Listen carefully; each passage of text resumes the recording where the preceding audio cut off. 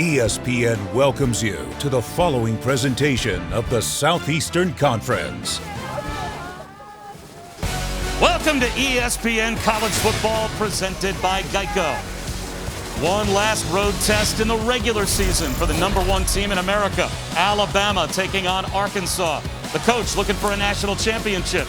The quarterback looking for a Heisman Trophy. Still so much to be played for the Crimson Tide. Bob Wischusen, Dan Orlovsky, Chris Budden will join us in just a minute. It seems like every time you talk about Alabama, the word best just trips off the tongue, right? They are the best team in America, and they're playing like it. Yeah, they're ranked #1, and they look it. And you said the way to describe them is the best. We're going to get to the skill players, but it starts because they have the best offensive line in college football. And now we can go to the fun, the triplets. You know, you're talking about a quarterback that's having as good a season as anybody in college football in Mac Jones. And then the Devontae Smith playing as good as any wide receiver in college football. And then Najee Harris is the best back in college football. And when you're looking at Mac Jones and his decision making, and then when you're watching Devontae Smith and his route running, and then Najee Harris and his patience and his vision, that's why this offense for Alabama is just so difficult to stop, and it's a big reason why, like I said, they're the #1 team in America.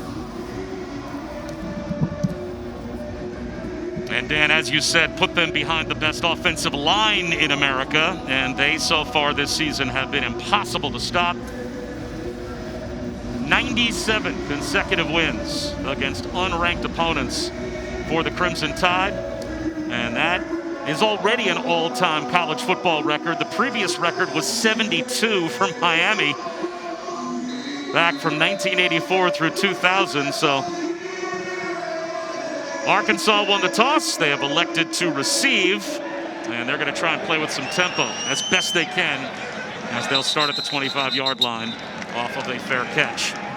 Well, Felipe Franks last week, a rib injury kept him sidelined. KJ Jefferson did a really nice job at Missouri in a game that went right down to a game-winning field goal for Mizzou. But for Felipe Franks, fighting off the rib injury, he will start today. And Sam Pittman told us he's really the reason why Arkansas is back to being a legit competitive SEC football team. Yeah, he wanted to kind of pay him his respects today with giving him the chance to start this football game and really see how long he can go, but he's their unquestioned leader offensively. And he will start with a slant, and he will start with a completion as Mike Woods has a first down. And it looks like already we've got an Alabama player down and hurt.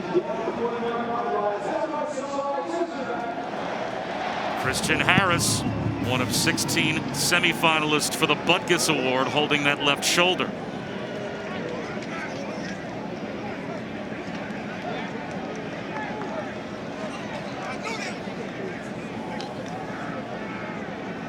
Hopefully that's a stinger that Christian Harris can fight off.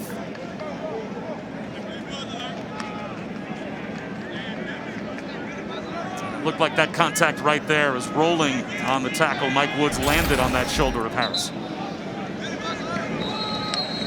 So 6 seconds in, 16 yards for Arkansas. We're going to see a heavy dose of the run-pass option game out of this offense, something that Nick Saban doesn't love because of the way it stresses the defense and 3-4 yards blocking downfield, but it's a big part of their success offensively for Arkansas. Play action for Franks. He was looking downtown and instead now looking for a check down, and he'll run it for a gain of maybe a yard, bumped out by Jalen Moody. Really good discipline in the middle of the field by safety Daniel Wright. You know, Arkansas is trying to take their shot after that break, and he plays single high safety exactly where he's supposed to, underneath defenders, locked down, and Felipe does a good job not forcing the ball. First carry of the day for Traylon Smith, tripped up by his own man behind the line of scrimmage and goes down for a loss of a yard, so it will be 3rd down and 11. Tripped over Brady Latham.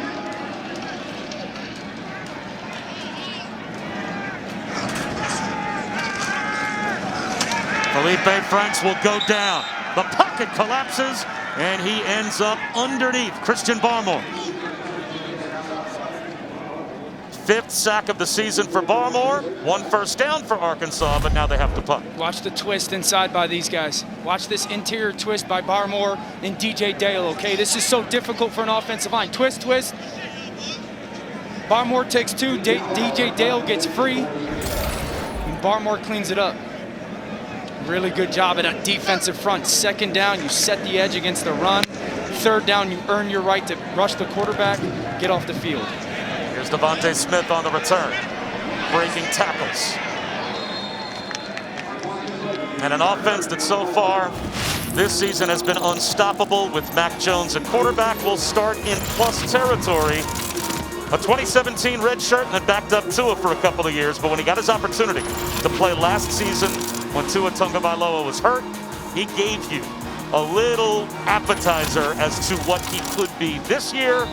And Dan, what he has now become, at least in our straw poll of Heisman voters, is almost in a dead heat, maybe a little bit edged ahead of Kyle Trask in the Heisman race. That'll probably be decided next week. I would think so. Probably go a long way towards deciding that trophy. Here's Najee Harris on first down. And he is brought down by Isaiah Nichols right at the line of scrimmage. Fell forward for 1. This Alabama offense, for me personally, was my favorite to study on tape this year. Why? Just because the way Steve Sarkisian, their offensive coordinator, sees the game. He understands how important space is, pre-snap motion, at the snap motion, kind of getting the numbers advantage. It's very similar to a lot of NFL-style offenses, and I love watching it. Jones off play action. There's the check down to Harris, but he could not quite climb the ladder and pull in a pass from Mac Jones that had a little too much air under it, so it will be 3rd down and 9. That's the right play for Mac Jones today. Arkansas is oftentimes going to drop 8 guys into coverage, do everything they can to keep the ball in front of them. He's going to have to play patient, disciplined football. Checkdowns have to be his friend. It's a good job there. You just got to bring that ball down to your tailback. Devontae Smith to the top of your screen. Mac Jones looking that direction. Instead, it's underneath right at the first down line to gain to Slade Bolden. And that's good for 10 on 3rd and 9. This is what anticipation looks like. Mac Jones in the pocket. 1, 2, 3, 4, 5. Hitch. Ball come out on time to Bolden. Right on that outside shoulder, that inside leverage man coverage. Perfect ball placement.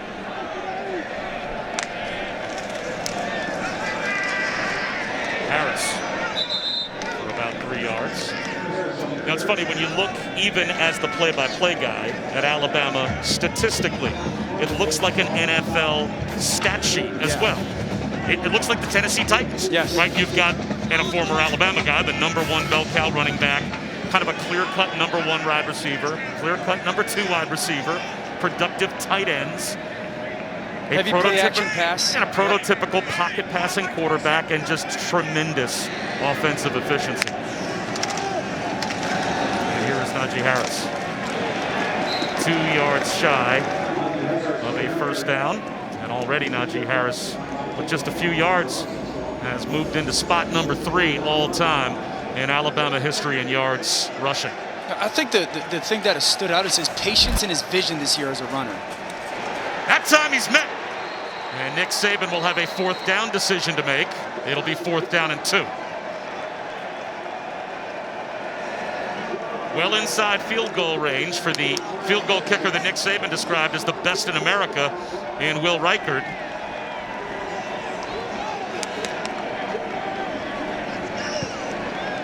And Arkansas does indeed get the stop, so Reichard will try and get Alabama on the board first.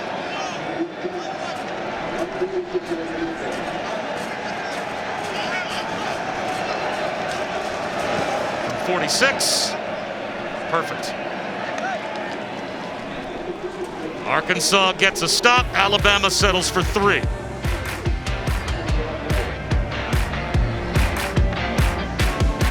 SV Week on ESPN as we continue Jim Valvano's fight against cancer. Welcome back to Fayetteville and the SEC on ESPN. Bob Wischusen alongside Dan Orlovsky. Chris Budden is with us as well. Well, Sam Pittman told us this week, Dan, you hate to say you're going to be chest bumping every time you hold this offense to 3, but that was an early win for Arkansas, that's a drive for Alabama that begins in plus territory and ends with a field goal attempt. And it's a 3rd and short stop, right? Like that's so they get the ball on your side of the field, your defense keeps it in front of them, and then you make that 3rd down stop and force that field goal, an unquestioned win for that team. And a fair catch is made by Dominique Johnson. That'll bring it out to the 25-yard line. And Chris, how about an Alabama injury update? Yeah, we saw Christian Harris lead the field nursing a shoulder injury, spent some time in the medical tent, and then ran into the locker room. He is being evaluated further. The Alabama medical staff tells me that he is questionable to return today. So that's the Butkus semifinalist, questionable to return to this game.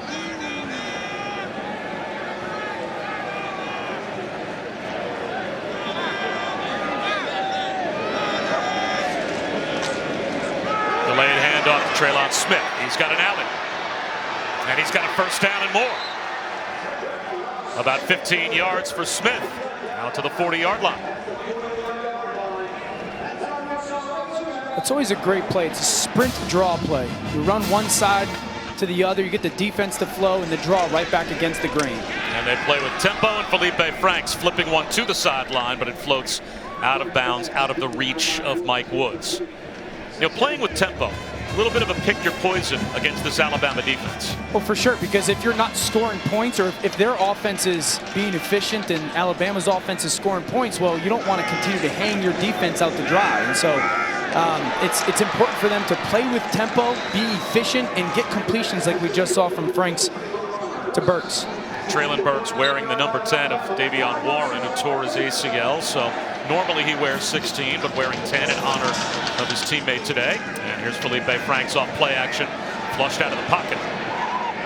Gets to the sideline, gets about 3. And those are the big plays from Felipe today. You know, when you play with tempo, run the line of scrimmage, then you run that RPO, and it's not there, you cannot hold the football. The offensive line's thinking it got handed off. And you can't try to be something that you're not. Like that 3 or 4 yard run there is huge to keep them on schedule offensively.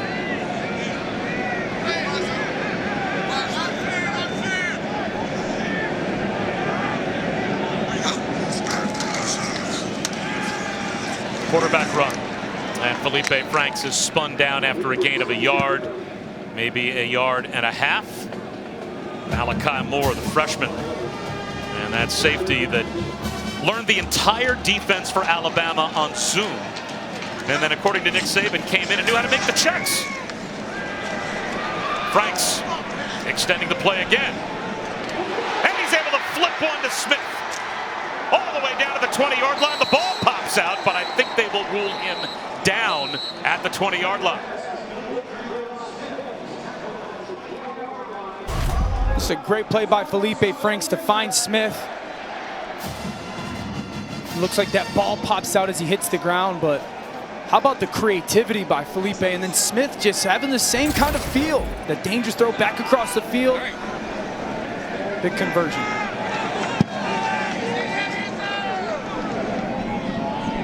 They're getting into this stack for a specific reason. Is this a kick it out with a block in front to that receiver, send him in motion for Burks?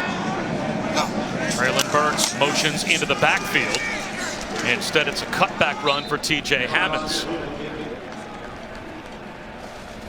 So Arkansas trying to convert in the red zone. And we get word from Chris Button that Christian Harris has now been ruled out for the rest of today's game. Obviously, the evaluation in the locker room didn't go well. Hammonds in motion. Play action. Felipe Franks looking back, and Traylon Burks got tripped up. A flag down on the play. Franks directing traffic, tried to squeeze one into a tight window to Trey Knox. We'll have to check the penalty marker. I think they're going to get Will Anderson for Alabama holding or some form as Smith tried to leak out the backfield.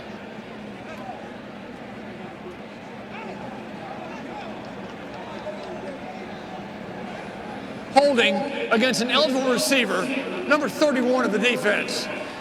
10-yard penalty to the previous spot. Automatic 1st down. It's actually Burks in the backfield, the receiver. They fake it to him. He tries to leak out, and you see Will Anderson right there grab him.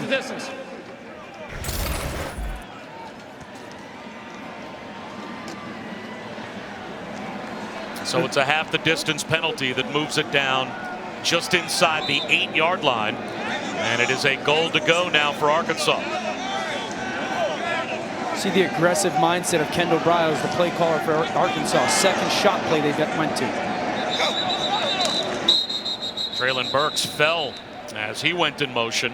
And now we've got a flag start. down. Offense number 78. 5-yard penalty. Remains first down. That's Dalton Wagner, the right tackle. Watch the right tackle move right here. Please put 8:22 on the game clock. 8:22. It certainly bears mentioning that no Noah Gatlin at right tackle today for Arkansas. They're missing Ricky Stromberg, their center. So Sam Pittman's got a starting offensive line, down 2 starters against as good a defense as he's seen this year. And he said they just got to play as hard as they can and as smart as they can today. Franks out of the flat. Burks makes the catch. Stiff arms a man inside the 10-yard line, back to about where they were before. So it will be second down and goal from the 8. It's a great effort by Burks and by Trey Knox at that lead block.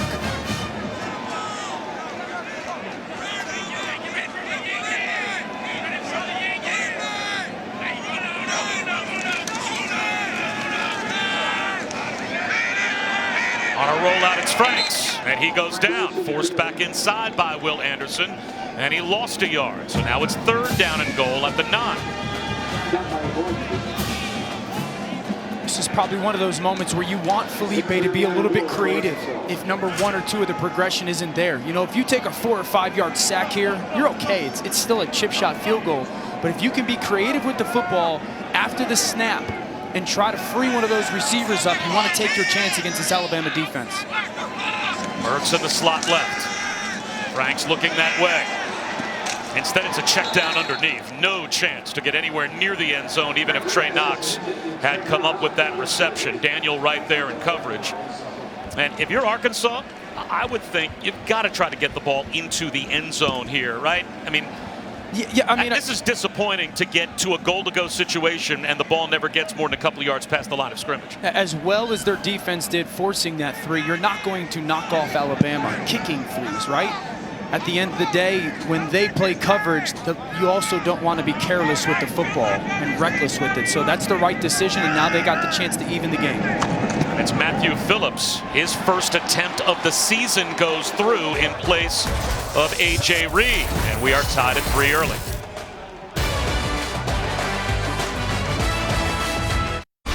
ESPN College Football is presented by Geico. You could save even more by bundling home and car insurance. And in part by Duluth Trading Company. Tough, ingenious workwear designed and tested by tradesmen. One of the last seniors to come out for senior day, Grant Morgan, who is also on some finalists lists for awards as we take a look at today's Wake Up, Wendy's Weekend Wake Up, brought to you by Wendy's Breakfast. And a big one in the ACC between North Carolina and Miami. A test for Florida tonight as they will take on LSU. What game catches your eye out of that group most impactful the rest of the day? Probably that USC-UCLA game. You know, I think that USC at least is trying to present itself to be a better team than right now it sits ranking-wise. Explosive offensively, so I want to watch them be able to play against the UCLA team that seems to be a little bit better. You got a kick out of bounds here from Phillips.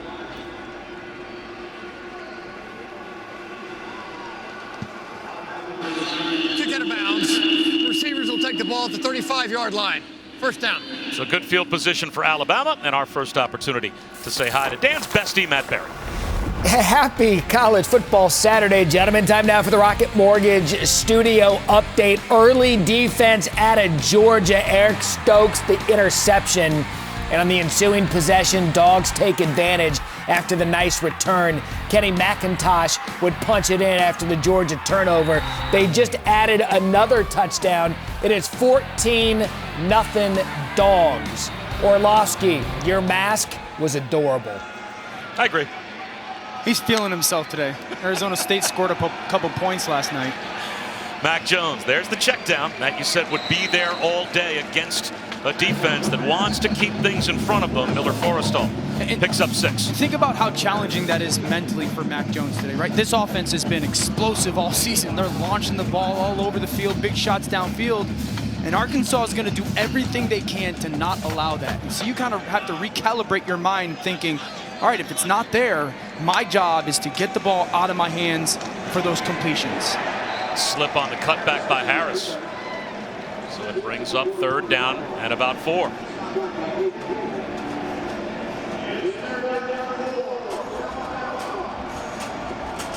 This is where Alabama can go, okay, Devontae Smith, we can place you in a position where we can find the matchup that we love. We'll put you in a bunch or a stacked set, make the defense communicate, and then Mac, if it's not there, then you can work through your progressions. This is him right here. He's at number 3 in that slot, that bunch right there. He's going to start there and work across progression.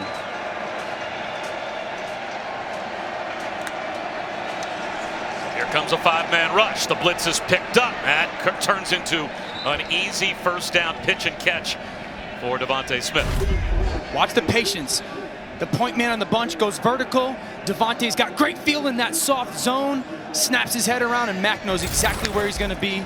1st down, Alabama. And now off play action, playing with some tempo. Mac Jones looking downtown. There's your shot play. But he overthrows Smith. Joe Fouché at safety was doing his best to try and stay with about as complete a receiver as you've seen in college football this year. I mean, what do you want? Do you want great hands, route running, smarts, toughness, getting in and out of cuts, sudden, long speed? I can continue to go. I mean, Barry Odom, who's been around the SEC for a long time, and Arkansas's defensive coordinator, said he's the best wide receiver I've ever seen. And those are big words. A throwback to Najee Harris for a couple of yards. So Alabama back in plus territory, but looking at a 3rd down. 3rd and 8. And even in 3rd down, I know I've talked about this check down a little bit. Even in 3rd down, you can still understand if all those defenders, especially those 2nd-level guys, are going to drop 12, 14 yards deep, those underneath guys, I'll get it out of my hands, get that completion, and then those guys can run after the catch. The Tide might get a free 5 here. Eric Gregory jumped in the neutral zone. It's not what you want to do if you're Arkansas against the #1 3rd down offense in America. Offside, defense number 50. The movement by the defense caused the offense to react. The penalty is 5 yards. It remains 3rd down. Now, Dan, you are #1 because you're also not leaving yourself in 3rd and 8 all that often. Correct. This is normally a 3rd and 1, 3rd and 2, 3rd and 3 team. And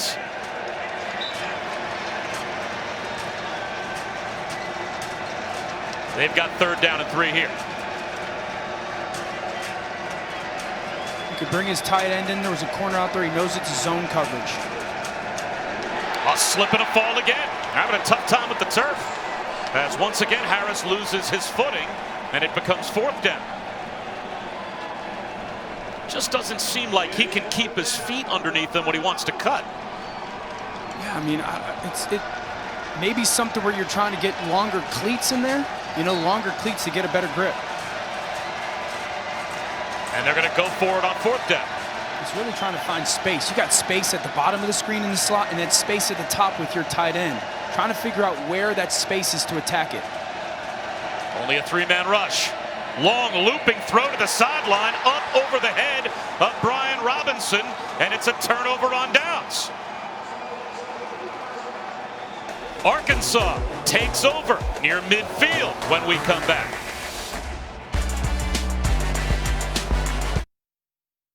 Something to believe. ESPN, home of the college football playoff, coming New Year's Day.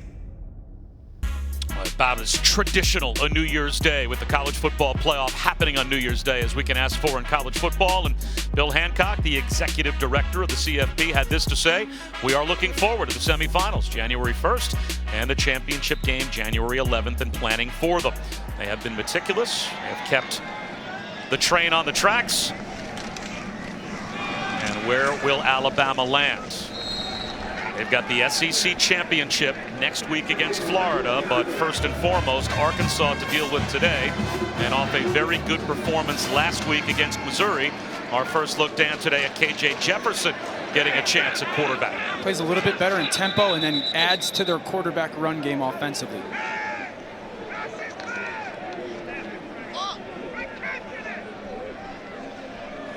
False start. Offense number 66. 5-yard penalty. Second down. When you watched KJ Jefferson's performance last week against Mizzou, he put up the most yards through the air by a freshman quarterback for Arkansas since Nathan Dick against Mississippi State back in 2008. So it was an excellent performance. They'll hand one off here, and Smith will barrel forward for about 5, maybe 6 yards. What impressed you the most, though, when you watched last week's game? I thought he played with confidence. He had really good eyes. He listened to his feet in the pocket when his feet told him, hey, you got to go. He got out of there, and then he threw the ball, really in the middle of the field really well. Another false start.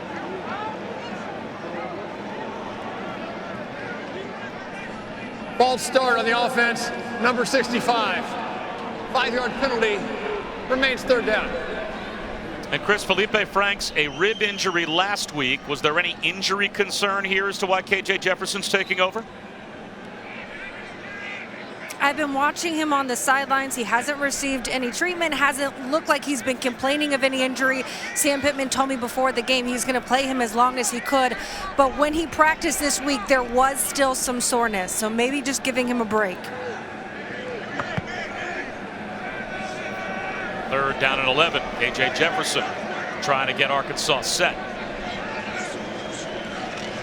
4-man rush, and that's incomplete on the slant. Looked like it was intended for Trey Knox. You know what's one of the things I love about this Alabama defense and focused on their secondary? We talked about it, the communication. Think about all the shifting that just went on pre-snap there. You don't see one guy just hand signaling. It's everybody. All 4 or 5 guys in the secondary hand signaling, nonverbal communication, making sure everybody's on the same page. What's the call? What's the adjustment? Their communication is next level as a defense. Devontae Smith with a cutback. Finds an alley right up the center of the kick coverage group for the Razorbacks, and he will not be touched. An Alabama touchdown.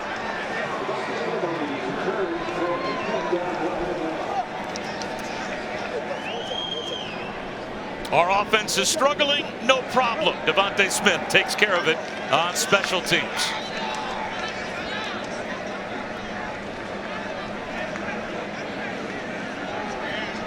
How awesome is that?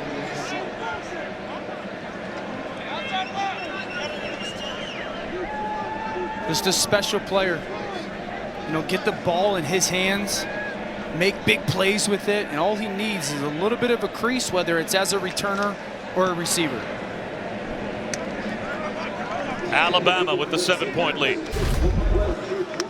Okay, look at all these bodies, okay? Look at all the Arkansas bodies that are going to be really on, what, 1/3 of the field? Now play it and be ready for the freeze.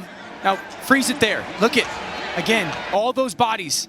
Look at everybody that's left behind. Devontae really only got 3 guys here in the middle of the field, but look at all this crease that he has with the ability to go run down the field.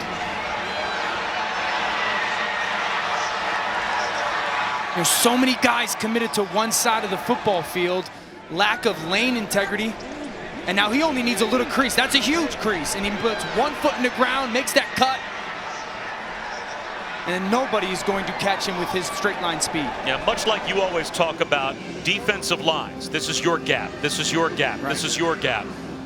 In kick coverage there have to be a couple of players that are responsible for the lane up the middle of the field, and no one was in it. And that one just looked like there was like 2 clusters. There was a cluster of 5, and there was a cluster of 3 or 4. And so then most of your coverage unit is really relegated to 2 areas. And with any punt return unit, that's bad news. With one of the best players in the country and Devontae Smith, you're asking for that to happen. Now, credit Alabama makes a couple blocks, but you You got to have that lane integrity, that responsibility in your coverage unit. Another fair catch is made by Dominique Johnson, and another check-in with Matt Barrett. Guys, we had some football weather in the Pac-12 early on. You had some brunch, kegs and eggs for breakfast, and you had Utah and Colorado. Jake Bentley to Solomon Ennis for the touchdown. Colorado undefeated, coming in 7-0, and Connor Bazelak just gets in from Missouri, down 14-0, up 14-7. Gentlemen, if you had one vote for an Alabama Heisman candidate, you give it to Mac Jones or Devontae Smith? It's a great question. I would give it to Devontae Smith, but I understand in a quarterback world why most would probably give it to Mac Jones. I would probably give it to Devontae Smith as well. As much as I think of Mac Jones and how great his season has been, I think we underappreciate the people around quarterbacks way too much in football nowadays. I think Sam Pittman was the one that said he would give it to Alabama's offensive line. Like one trophy, chop it up 5 ways, and give it to those 5 guys. Felipe Franks back in at quarterback, 2nd down and 8. And the pocket collapses, and down he goes. So it will be 3rd down and long as Phil Mathis gets in with the sack. Here's the thing. Okay, you drop back to pass. No one's open today. You got to go right now. There's no hanging around in the pocket. You go get 3 or 4 yards. It may not be a splash run, but 3rd and 7 is a lot easier than 3rd and 12. Here comes a blitz on 3rd and 12, and it'll be another sack. Will Anderson, the blitzing linebacker, buries Felipe Franks for a loss back to about the 15-yard line. Anderson on the line of scrimmage outside. He's going to go those guys down. He's going to loop around inside. Anderson sets it. Now go. Run through that tailback that's got to pass off everything with that rush inside. And then Will Anderson has become such a weapon for them in their blitz package, coming off the edges and part of their games and stunts up front.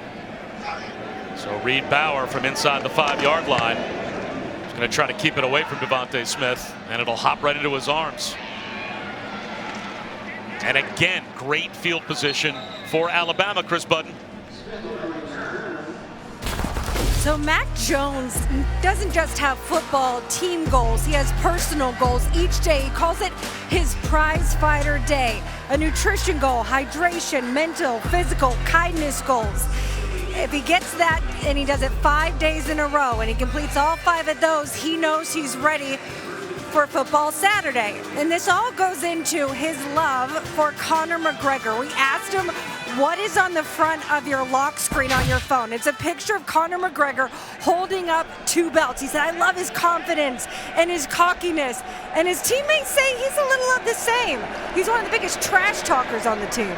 Well, it helps when you can toss it to Najee Harris with the stiff arm.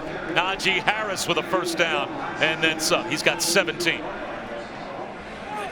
It's interesting when you talk to Nick Saban or Steve Sarkisian, their offensive coordinator, about Mac Jones. They say, what do you like? You ask, what do you like about him the most? And they say he's incredibly competitive. And they remember him running the scout team, and he would get so angry at missing a throw or throwing an interception that they knew, like, okay, this guy's got something to him, at least competitively, that is going to allow him to become, or at least the chance to become the player that we thought in recruiting. He's #1 in America in completion percentage and climbing the Alabama charts as well. #3 this year in the country in passing yards and passing touchdowns as well. And that's why basically in a nose-by-nose race with Kyle Trask for the Heisman. And that will take us down to the end of the 1st quarter. So Alabama with a special teams touchdown courtesy of Devontae Smith. That gives them a 7-point lead on the road at Arkansas, a week away from the SEC title game and a clash with the Gators.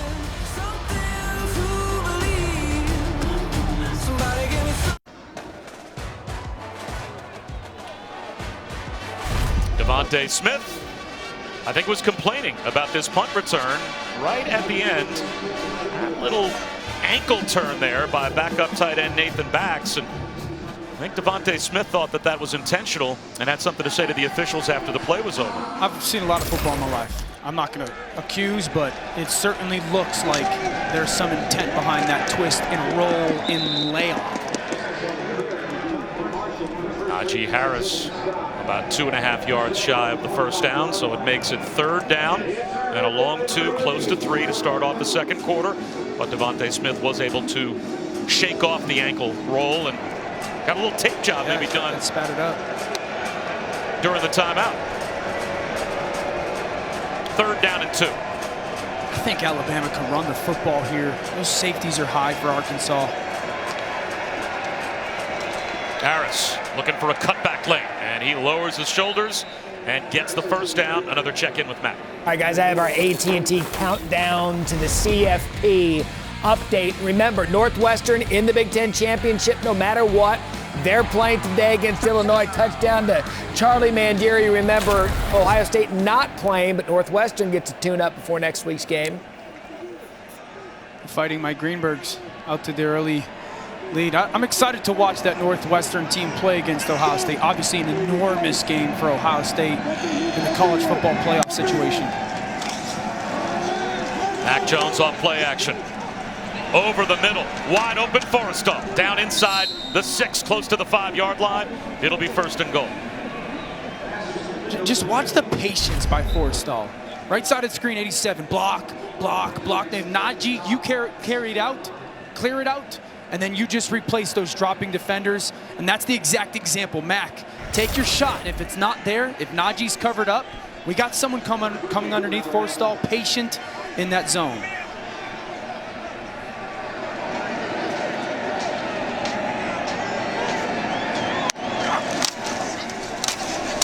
Najee Harris. He's tough to stand up, but Arkansas able to get him stopped inside the 5-yard line.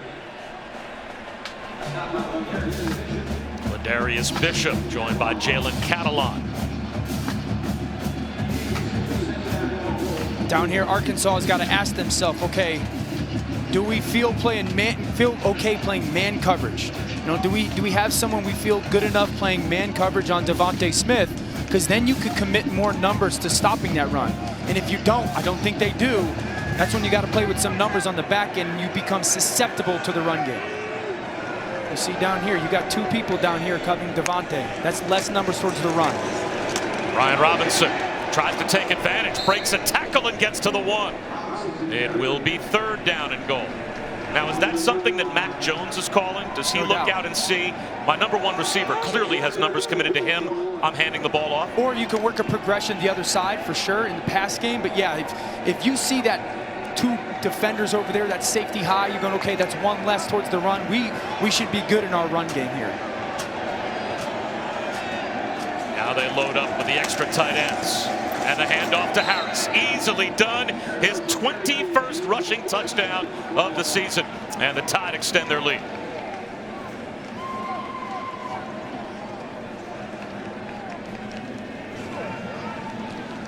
It's a great job by the left side of the offensive line for Alabama and the tight ends. Down block, you kick out, fullback lead up, and it's an easy run for Najee Harris. But that's set up by some 3rd down conversions, though. You know, like Arkansas made them work for those points at least, converting some 3rd downs, making some runs, and then the physicality up front pays off. Ties Trent Richardson at 21 touchdowns rushing, 2nd most in a single season in Alabama history. ESPN College Football, presented by Geico, is brought to you by Popeye's Chicken Sandwich and Meineke, doing car care right. Well, our condolences to the family of Ray Perkins. Alabama lost one of their own this week, a wide receiver back in the 60s, played for Bear Bryant, and then left the Giants to replace Bear Bryant. Cleared the way for Bill Parcells to take over the Giants in New York. Eventually, Ray Perkins would make his way back to the NFL, briefly to coach the Bucs as well. But the news coming this week that he passed away. Let's take a look at today's More Driven Moment, brought to you by Goodyear. Well, it starts with Barmore and DJ Dale. That twist inside. Now win off leverage. Barmore gets leverage, and he finishes. But then it's a blitz package where you get all these stunts. Watch 31 up top. Willie Anderson's going to get on a tailback. Barmore, you clear out again, and then Will Anderson, you go beat that tailback who's not made to block you in protection. So Good job by that defensive front, certainly winning with some talent, but also just some minor scheme adjustments to get those really advantageous one-on-one matchups. Their pass rush in the first half so far has been about as effective as it has been this season. And that's without Christian Harris, who was lost to a shoulder injury on the opening play of the game. Play action for Franks, under pressure. The ball knocked out of his hands. It's loose, and it is scooped up by the Crimson Tide. Chris Allen gets the strip sack of Felipe Franks, and DJ Dale has the fumble recovery. Just like that, it's 1st and goal for the Crimson Tide. Great job on the back end of Alabama, playing their coverage. Felipe's trying to make too much to happen. And then all the Alabama defenders running towards the football. Someone wants to get that scoop. You know, I talked about it. That's the danger of the run-pass option, is if you don't hand it off, go to throw, and it's not there, it has to get out. Like, those defensive linemen are coming. Your offensive line thinks, again, that the ball has been handed off. And credit DJ Dale for going after that football. And now Alabama with the short field.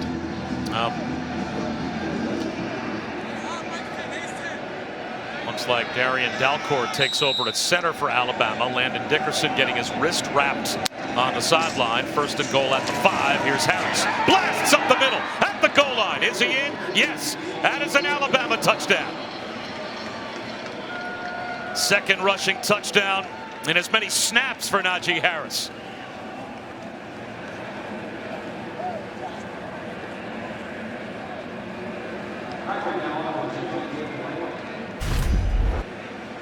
This is outstanding finish by Najee Harris. Catalon with a great hit coming up.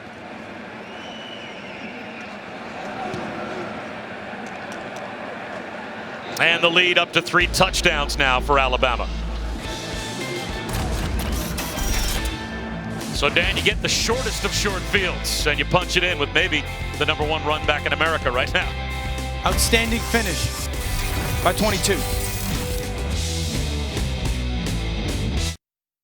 I talked about this Alabama secondary communication. It takes everybody. Arkansas starts in a 3-by-1 set, and they're going to motion. Watch these 3 defenders. Battle, Wright, and Jobe, okay? Watch the communication. The nonverbal, look at the hands, okay? We're all talking the same language. We're all on the same page. Here comes the RPO, slot defender, you're a man. Corner safety, you play 2-on-1 on that receiver, and that allows Chris Allen to become essentially unblocked and go get the quarterback. It's the communication on the back end that allows them to play at the same level, the same defense, and there's no blown assignments because of it. Couple of touchdowns for Harris, sandwiched around the strip sack and fumble recovery by the Alabama defense. How rare is that level of communication in a secondary in college football? Incredibly rare. We see it every week where these big plays are given up because of that lack of communication. One guy does it, 2 guys don't, and then the big plays happen. The little things stand out for that secondary when it comes to that communication. Nathan Perotti close to the 25-yard line on the return. Let's check in with Matt Barry. Speaking of little things in the secondary, how about a cover 2 go route for Colorado? Sam Norrie to Maurice Bell. Can't do anything about it when he threw it that perfectly. Colorado still playing for a Pac-12 championship, tied at 7. That field looks pretty slick. Our field has looked a little slick today as well, and KJ Jefferson gets another opportunity here for the Hogs. Zone read trying to turn the corner is TJ Hammonds. He's got nowhere to go. Lost at least 3 yards. As the Tide were ready and waiting, Jordan Battle holds the edge and brings him down. Yeah, you said it holds the edge. Like, how composed was Battle there? Just, okay, I'm staying outside leverage, nowhere to go. Make that tackle.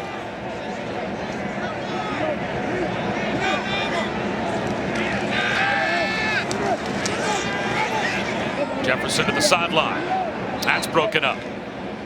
Tried to squeeze it into a very tight window to Traylon Burks. You know, that was a really good play by Patrick Surtain. Like, KJ Jefferson tried to get him to move. He was staring towards the sideline in that cover 2 scheme to try to get him to bite, and he never did. Again, disciplined as a secondary and forces that bang-bang hit. Surtain's probably going to be one of those first-round corners that comes out of Alabama because of his traits and the way he's been coached. And his bloodline's much like his dad. 11 years in the NFL. Here's quarterback run. Jefferson well short of the first down. Nice open field tackle by Daniel Wright. That brings up 4th down. Gosh, that's a great tackle. That's a great tackle by Daniel Wright. I mean, you're talking about there's no one within 10 yards of either side of you. And just the way he breaks down on KJ Jefferson and kind of squares him up and forces him to make a decision and then closes on him. Devontae Smith has already brought one back. The 80th non-offensive touchdown under Nick Saban for Alabama in a decade and a half.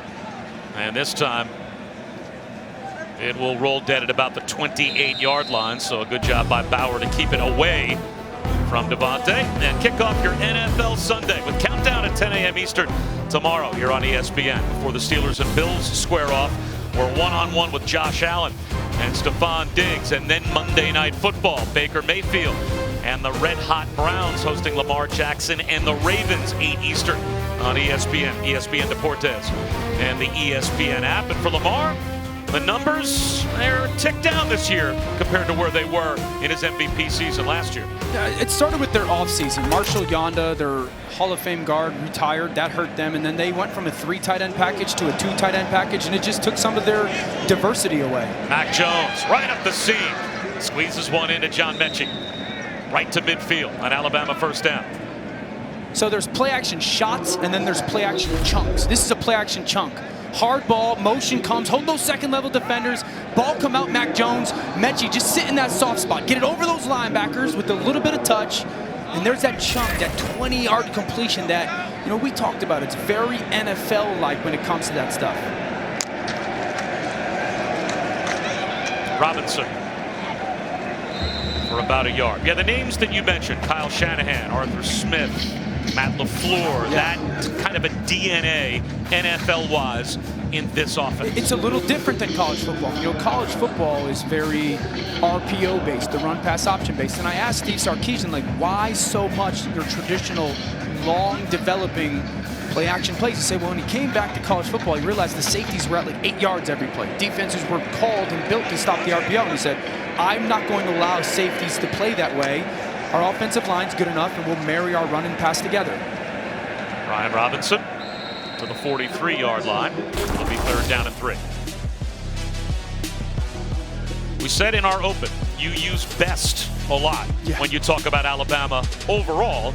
And they are #1 in FBS in yards per play, the best 3rd down team in America. And at over 49 points per game, you wonder how the Gators are ever going to slow this offense down to stay in the game next week, or are they simply going to have to go in the game saying we have to score 50 to win? Yeah, I think they're going to have to first start with the question, can we handle the physicality of their offensive line? And I don't know if they can answer that as a yes. One-handed catch for a first down by Brian Robinson. Bumper pool knocked him out, but that was just good enough to move the sticks. It's a great job by Mac Jones getting the ball out of his hands when he's hot. Catalon comes unblocked with that left side safety blitz, and Robinson, which is that one hand, reach back in a huge conversion for Alabama. Again, 3rd and short conversions. Is that another neutral zone jump for Eric Gregory, or will this be a false start?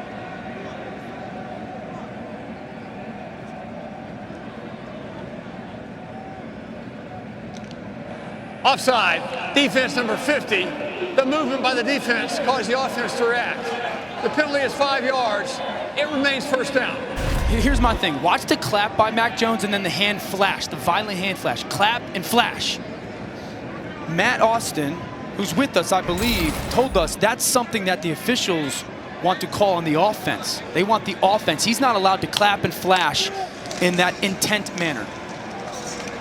Quick handoff to Brian Robinson, and let's bring in Matt Austin. Matt, where is that gray area between what the quarterback is allowed to do and what would be considered drawing the defense off? Well, the quarterback can't do anything to simulate the snap.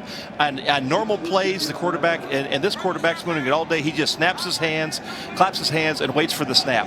In 2 cases today, he has clapped his hands, thrust his hands forward. That's like a head bob. That's a false start. Should be on the offense. Here's a hard play action fake, and there is the disciplined check down again to Brian Robinson, as Mac Jones wanted to go to the end zone, but it wasn't there. And And so he takes what the defense gives him, and it's second down. So thank you, Matt, for clearing that up. So it's the simulation of the snap. And then, you know, I want to talk about that play for Mac Jones, because it's another good example of him going, okay, those second-level guys are 15, 16 yards deep. And I know that sounds easy for people at home, but to have the discipline to not make the throw and to take that check down is good.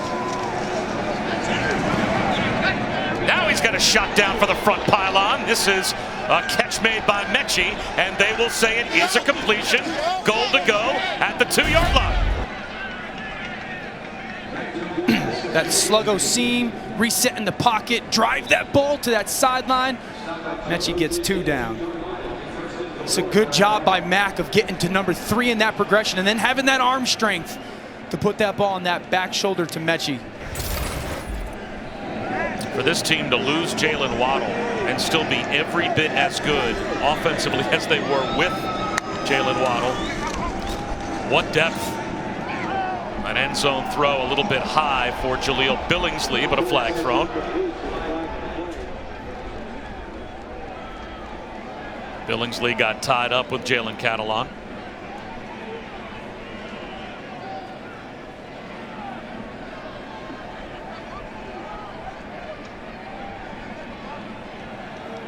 I don't know, that ball's pretty high. Pass interference, defense, number 1. Half the distance to the goal, automatic first down. He's a redshirt freshman, but he is the leader of this Arkansas defense and gets called here. Catalon in the middle of the screen. Watch number 1 right at that S, that first S in Arkansas. A handoff to Robinson. He's got a rushing touchdown. So 2 for Najee Harris, 1 for Brian Robinson, and Alabama has opened up. Extra point pending, a 30-3 lead. Over that big left side of that offensive line again. You pull Ekiyor, and then Robinson with the finish at the goal line.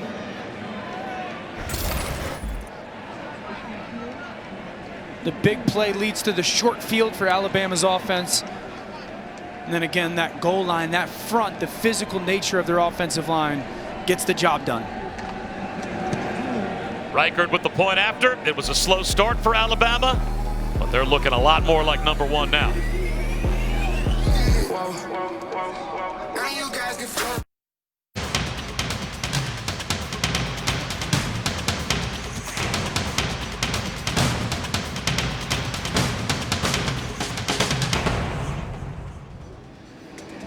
Welcome back to the SEC on ESPN. Bob Wischusen, Dan Orlovsky, and Chris Budden bringing you the number 1 team in America, looking very much like it. Alabama has opened up a 31-3 lead a little past the midway point of the second quarter at Razorback Stadium. Arkansas about to get the football back, but they need chunk plays on offense as they will start from their 25. Well, I love the fact that Alabama's using others to help Devontae Smith get open. Forrestall at the point. Okay, watch him arc release, wide and release. Devontae follow him. Those 2 defenders are going to be carried vertical, sit in that soft spot in that zone. Awesome. And then I talked about the space, right? You see that bunch with the motion.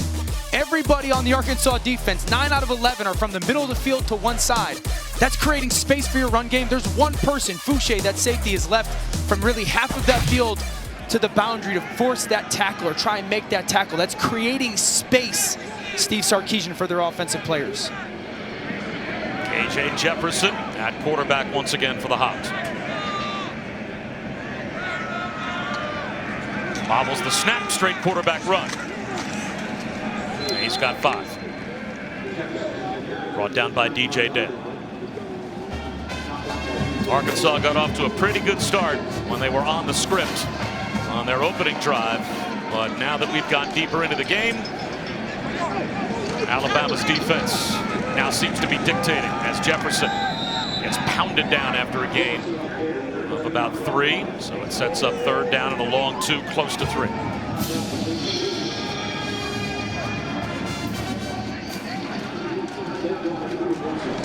I think the read and react part of this defense is what separates it. Like when they just play and don't think and just go to the football and trust their instincts, that's when they're at their absolute best. And I think that's what they've done differently over the last 6 weeks.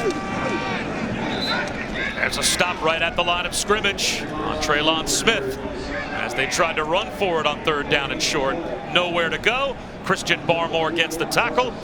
And here comes the punt group. Watch 58. We've talked about him all game. Barmore, that swim over the top, shuts down that run. The pressure coming off that back end. The slant of the defensive line wins. I said it, like, if sometimes they think, you know, they try to see what's happening, and that has caused some issues, certainly in the early part of their season. Now that you're just reacting and playing instinctual and being put in positions to play that way, that's when this has really become a different defense over the last month of the season. A high, short punt that takes an Arkansas roll down to about the 30-yard line. So Mac Jones back to work with a big lead when we return.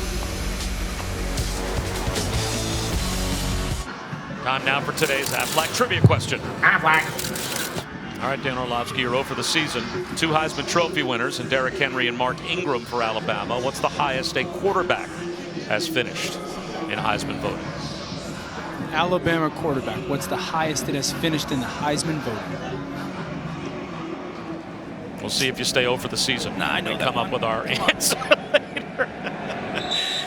Could Mac Jones win it this year for the time?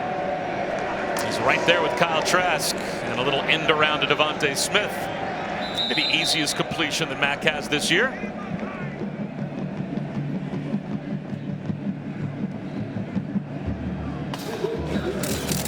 Let's answer it. Aflac. Our Aflac trivia question. What is your answer? The highest I'm going to say quarterback 3. is finished? Okay, let's see. Let's see if you're right. After this run by Najee Harris. It's brought down by Catalan and Bumper Pool. About 2 yards shy of the first down. Twice Tua and A.J. McCarron came in second.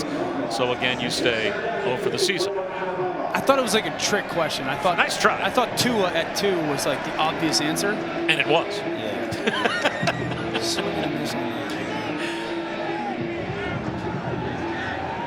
Tua played really good last week in the second half, by the way. Had some ridiculously nice throws.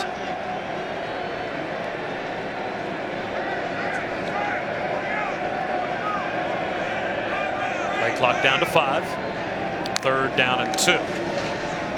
Harris patiently allows the blocking to form up on 3rd and short and finds a cutback lane for a 4-yard pickup and the first down. Well, here is right now where our ESPN.com Heisman Watch puts the race. Trevor Lawrence and Devontae Smith, they are in the rearview mirror, at least according to our straw poll. It's Mac Jones and Kyle Trask.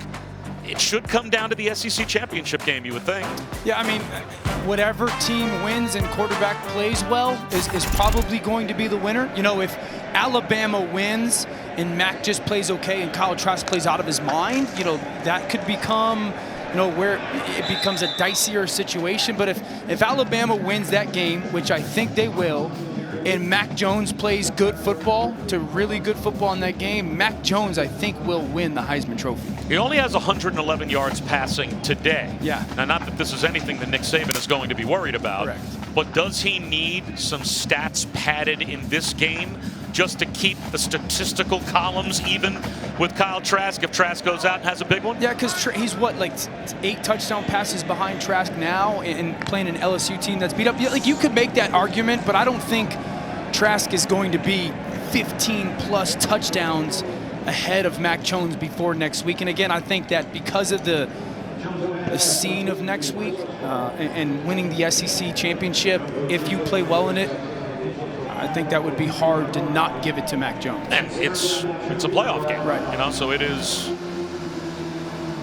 the biggest stage. That and the ACC championship game are going to be the 2 biggest stages, at least to this point, in college football next week. 3rd down and 2 right at midfield. Coming up on 2 minutes to go in the half.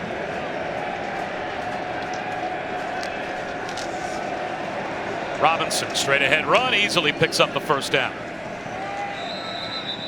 Down to the 42-yard line of Arkansas. Well, if Mac Jones can get his hands on the Heisman, it won't be the first time He at least has had the pseudo experience on a recruiting trip to South Carolina back in June of 2015. He was able to hold George Rogers' old 1980 Heisman Trophy, and boy, that might be a how it started, how it's going type of a picture in a couple of weeks. He's a really interesting guy to chat with. You know, he kind of made the point this week of like, listen, everybody thinks that playing quarterback at Alabama is easy.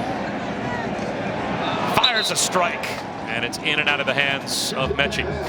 Everyone thinks it's easy because, yes, there's a plethora of talent there. He's like, there's a ton of pressure every single day to be at your best. He's like, that pressure makes it difficult. Now, he's a guy that welcomes it, and he says pressure is a privilege, but that doesn't make it any easier, you know? And I thought that was a very interesting vantage point of him understanding, I know what's around me, but at the same time, the fact that I'm the quarterback at Alabama has forced me to be at my absolute best every single day, and it probably goes to those daily habits that Chris pointed out earlier in the game.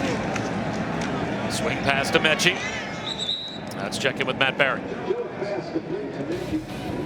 Coming up on the Lexus halftime report, got a good one between Georgia and Missouri in the SEC. We'll get you ready for that one, show you highlights, plus UNC Miami, big one of the ACC. What are the keys to victory there? Northwestern, one half of the Big Ten championship on the field. Jesse and Joey join me coming up. Orlovsky, if you didn't know Tua in that question, I can't help you. Yeah, you'd be the last person I'd go to for help in any situation, though, Matt. That's not true. That's not nice. No, but it's the truth. Oh. You know, I'm an honest person when it comes to Matt Barry and our friendship. Matt Barry seems very dependable to me. And what is also very dependable, the decision-making of Mac Jones. Checks one down to Forrestal, and that picks up a first down. Yeah, this is number 4 in the progression. Right, this is what quarterbacking is. Watch, start to the left. It's not there. Climb the pocket, listen to my feet, find Forrestal right in that soft spot, and turn him inside on that throw. Jones, for a moment, lost his footing, finds Forrestal after he resets his feet, and that's good for 8 yards. So is Alabama destined to play on New Year's Day? You would think so. You saw it pop up a moment ago, but a reminder that this year the playoff games are the Rose Bowl and the Sugar Bowl, and they will come your way. Traditional doubleheader on New Year's Day. Those are the college football playoff semifinals, back-to-back. What a remarkable job by basically everybody attached to college football that were here, you know, anticipating the college football playoff and it happening on schedule. Play action. Jones has all day. Wide open. Down inside the 5-yard line is Slade Bolden. First and goal at the 4, inside of a minute to go in the half. I talked about space, right? Look at the bunch up top, the trips up top. Okay, now you wrap it all the way across the field. Now freeze it. Devontae's going to take 2 guys out here. Look at all that space that you now have for that crossing route because you put that trips into the boundary from the right hash. It's an awesome job by Steve Sarkisian again of creating that space for their offense. Jones again with all day, extending the play, and makes the decision to throw it away. And I guess it all goes back to those big 5 guys up front as well, right? I mean, you've got all day if you're Mac Jones to allow that route concept to come together because you're standing behind the great wall. I mean, there's no one's coming through to put pressure on. Think about it. That slot receiver that's into the boundary, he's going to run probably close to 40 yards through traffic. That's going to take 4 seconds or so plus to allow it to develop. And you got to have good eyes as a quarterback and discipline as a quarterback, and then you know, that touch, that over-the-top throw to be able to make, and Mac has that in his game. A handoff to Robinson, reaching for the goal line, and it looks like he's in. His second rushing touchdown.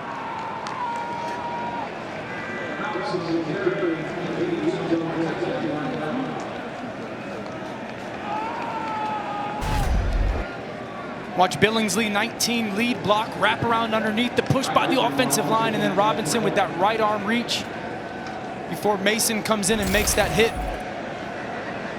Kind of saw a little bit of everything on that drive. Run game, play action chunk, quarterback holding on to the ball and throwing it to areas on the field that are uncovered, and then again the opportunity or the ability to finish at the line. Alabama's 4th rushing touchdown of the first half. And they are pouring it on. 38-3 with a half minute to play in the second quarter. Next Saturday, we will get you set for that SEC championship matchup between the Gators and the Tide. SEC Nation, hosted by Laura Rutledge. They'll break down that game and all the SEC games next weekend. SEC Nation, presented by Dr. Pepper, 10 a.m. Eastern on the SEC Network and the ESPN app. And also, you should head to ESPN Plus and check out The Inheritance of Archie Manning, narrated. We saw a great feature earlier today on Game Day, and obviously written by Wright Thompson. Just a definitive story of Archie. And just as important, the story of his family, including his grandson Arch, who right now is about as sought after a high school prospect as there is in the country. ESPN Plus is your home for more than 3,000 premium articles a year from ESPN's top writers like Thompson, Matthew Berry, Mel Kiper Jr. Boy, Wright Thompson, it's as much of a treat to read his article as it is to listen to him narrate the pieces that he writes. I'd go get ESPN Plus to hear Wright Thompson go through my phone log. I don't care what it is, just to hear him talk about something is worth it. It's so rare to have the writer who is able to narrate his own pieces and sound like every bit kind of the central casting narrator that you'd want to read the piece as well. And Wright Thompson's the complete package. I always look forward to his Masters stuff. Like when he talks over Augusta and the Masters stuff, Heisman stuff, like there's nothing better than listening to him talk about that. False start called against Arkansas, as once again they are mistimed at the snap. False start, offense number 62, 5-yard penalty. It remains first down. Arkansas had this game for Sam Pittman tied at 3 early, but the Tide have rolled since then.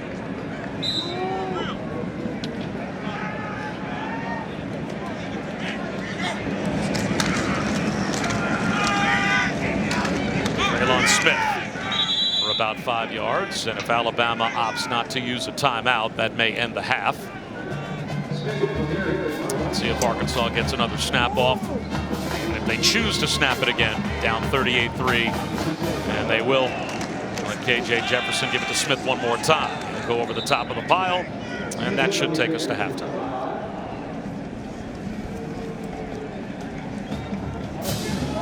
A dominant performance by Nick Saban's #1 ranked Alabama Crimson Tide. We'll send you to the studio. Matt Berry, Jesse Palmer, and Joey Galloway will be standing by with the halftime report. Welcome back to ESPN College Football, presented by Geico and the SEC on ESPN. Just about set for the start of the third quarter in Fayetteville. All Alabama 38-3. Bob Wischusen alongside Dan Orlovsky. Chris Budden is with us as well. This is a game that started off with some promise for Arkansas. Hard to believe, based on where the scoreboard is now, that was the case. But inside of 3 minutes to go in the first quarter, it was a 3-3 game. What happened? Yeah, they were playing good. They were playing hard. And what happened was Alabama just has some special players. You know, it really started with Devontae Smith and that punt return that kind of, put some energy back into the football team, and then Alabama just started to overwhelm them, whether it was their run game, which was physical, the play-action game got going on, they hit some big chunks, their defense was dominant. So credit Arkansas. They came out and played really well and hard early on, but Alabama's the #1 team in the country, right? We talked about it before the game and how talented they are and how physical they are as a football team, and that just kind of overwhelmed Arkansas. Again, looking at how the first half played out, any team in America better in the trenches on offense or defense than Alabama? And we've had them. Outside of Notre Dame, we've had them. I can't honestly say that I think anybody can, for the length of a football game, handle Alabama's offensive line's physicality. And I think that's the question anyone's going to have to answer.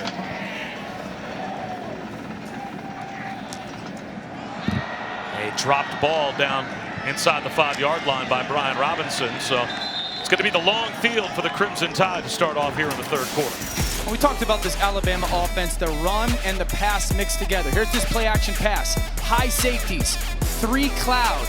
Where's the soft spot? In between those hashes. Great eyes by Mac Jones. Hook it up, Mechie. Get over that linebacker. Beautiful chunk. Now, Devontae Smith, you're a great player. You take 2. We're going to put trips into the boundary crosser. Come from one side of the field all the way to the other. Look at all of that area that you've now created that you can throw that ball up over another second-level defender. So their run game is everything, but then also how they marry it and then create that space for some of those chunk plays is outstanding for this offense. And they'll start off the second half with a Robinson carry for 4 yards. And, you know, that graphic to me illustrates how well coached Alabama is. Now, Arkansas, we talked about, their first drive was good. Got off the script. They really struggled after that. Alabama, you're going to come out and script your first, whatever, 10 or 15 plays. They struggled on their first couple of drives, and then it only got better after that when they made whatever adjustments were necessary. That's also a reason why identity as an offense is such a big deal. You know, they know who they are. They know that they can be a pound-it football team that can use that play-action pass.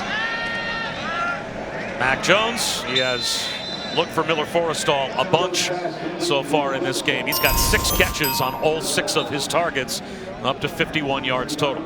And one of the things for Alabama's offense is, you know, they do a lot of things really well. You know, some offenses in college football, like, we want to be excellent at 2 things, right? They do 10 things really, really, really well. And Steve Sarkisian thinks that makes them actually more difficult to defend because defenses have to pay attention to so many different scheme things in their offense. Robinson for 3 more yards. Tripped up by Eric Gregory. Let's check in with Chris. Well, spoke with Nick Saban at halftime, and he's not one to overly celebrate a 35-point lead going into the half. Said, thought we started slow, but I like the way we picked things up. Defense played well. You talk about Saban, the way he finds ways to motivate his guys in kind of cold early games like this.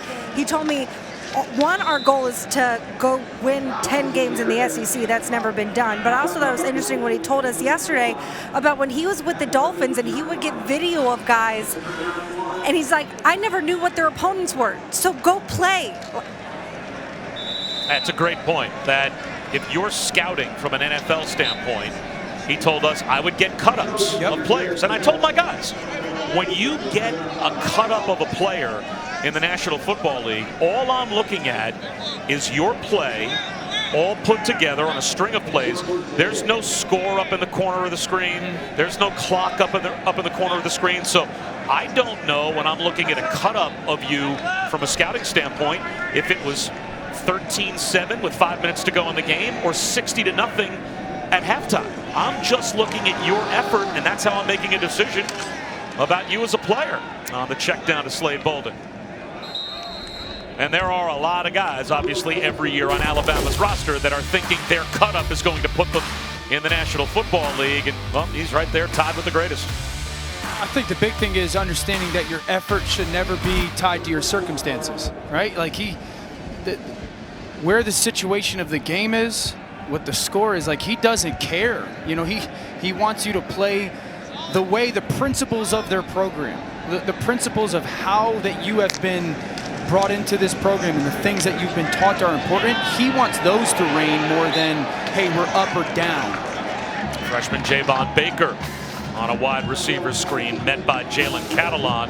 And boy, does this redshirt freshman have a big future in front of him. Yeah, Catalon's an All-American. Jalen Catalon can start for any team in the country, I'd say. Any single team he could start. His aggressive play, his instincts, the violence that he plays with. He's a Thorpe semifinalist. I think the last guy to do that was Atwater for Arkansas. So just a remarkable player, and he's got a bright future at Arkansas. Here's Mechie. He lost his footing after he picked up about 3. Well, I thought the story that Sam Pittman told us about Jalen Catalon earlier this season was really emblematic of, as a redshirt freshman, how he's perceived. He said, I get the job, and I'm standing on the sideline with Barry Odom during practice, and I said to him, this kid, like, he's really good. And Barry Odom said, hopefully he comes back. Yeah, he's a freshman. He goes, he's a freshman? Yes. Yeah, he's a freshman. He redshirted last year. This is his first year. He said, I had no idea that he was a freshman. That is how in charge of our secondary he was. And there he is lurking and coming on the blitz. They throw right behind the blitz, and with a crease, it's Mechie. Down inside the 30-yard line to the Arkansas 29. Watch Mechie off the line of scrimmage. Interior blitz. Patient freeze him. Put that left foot in the ground. cross his face, and then run away from defenders. Go laterally when it's man-to-man coverage away from those defenders. Something I love about these Alabama receivers, they never catch the ball standing still. They're always catching the ball on the move. One, because that's the scheme design, and then two, they're really, really good route runners, and the ball comes out on time. Play action. Jones looking downfield, and once again, it's a check down to Robinson. 6 more yards. Inside the 25, down to the 23-yard line goes Brian Robinson. Just imagine as a defense now, you know, like you're getting this pound it run game, you're stepping up towards that run, and then there's just these creases in your defense. Robinson finds another crease into the red zone with a first down to the 15-yard line. And so it really forces you to do two things as a defense. It forces you to be willing to play physical football, right? You got to be playing physical football at really all 3 levels.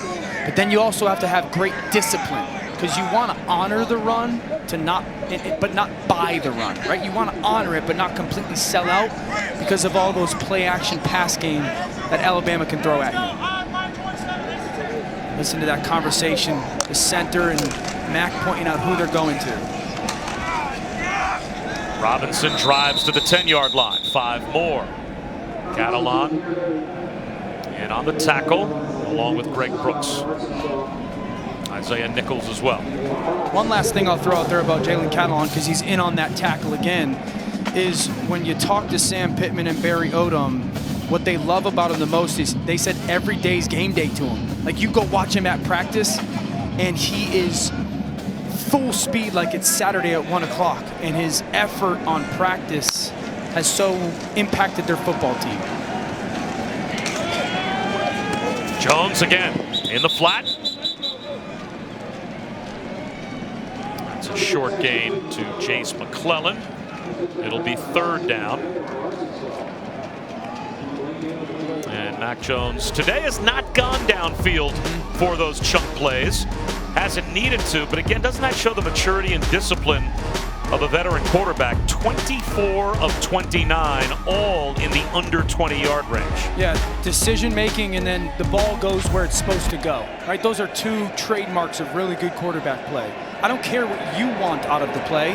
This is what the defense is allowing you to do, and do that with the ball.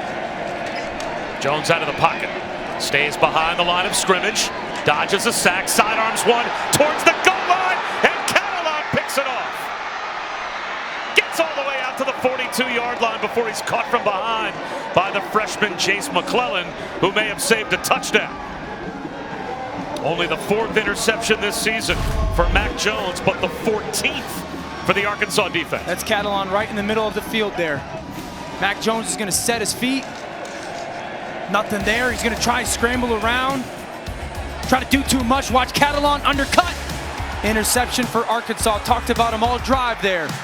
The All-American shows up in the red zone. Pick Arkansas.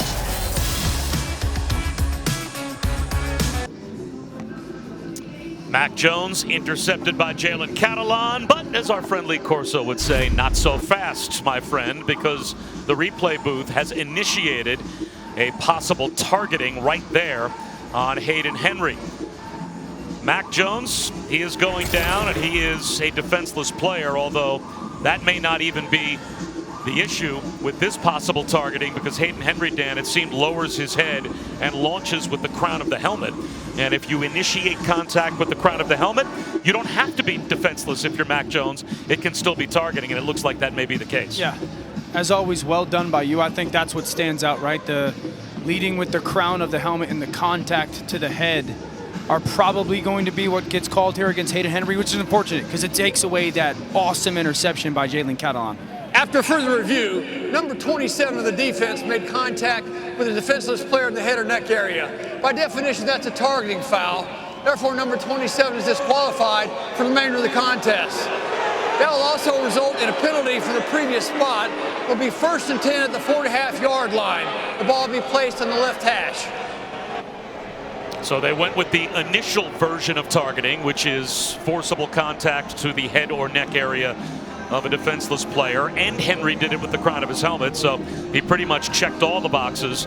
Now, Grant Morgan, already out of this game. He was the #1 tackler in college football coming into today, the Mike linebacker, but he hurt his knee last week against Missouri. So Hayden Henry, as his backup, was playing in place of Grant Morgan. So now Arkansas is down 2 of their top linebackers.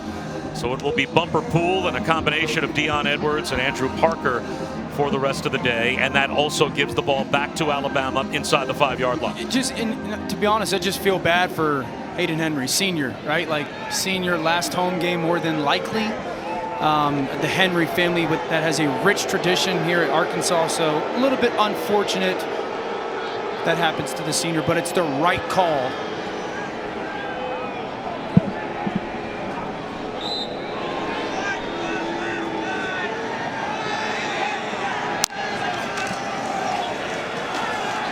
Brian Robinson at the goal line, and for the 3rd time in the game, he is in for a rushing touchdown for Alabama, and they extend their lead.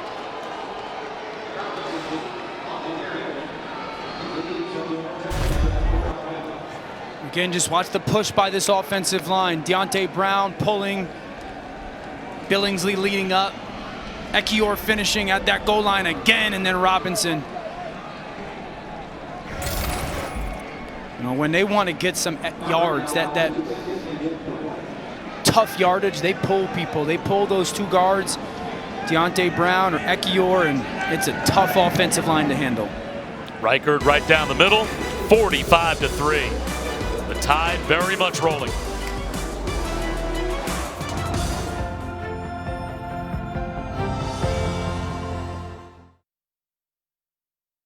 Two semifinals.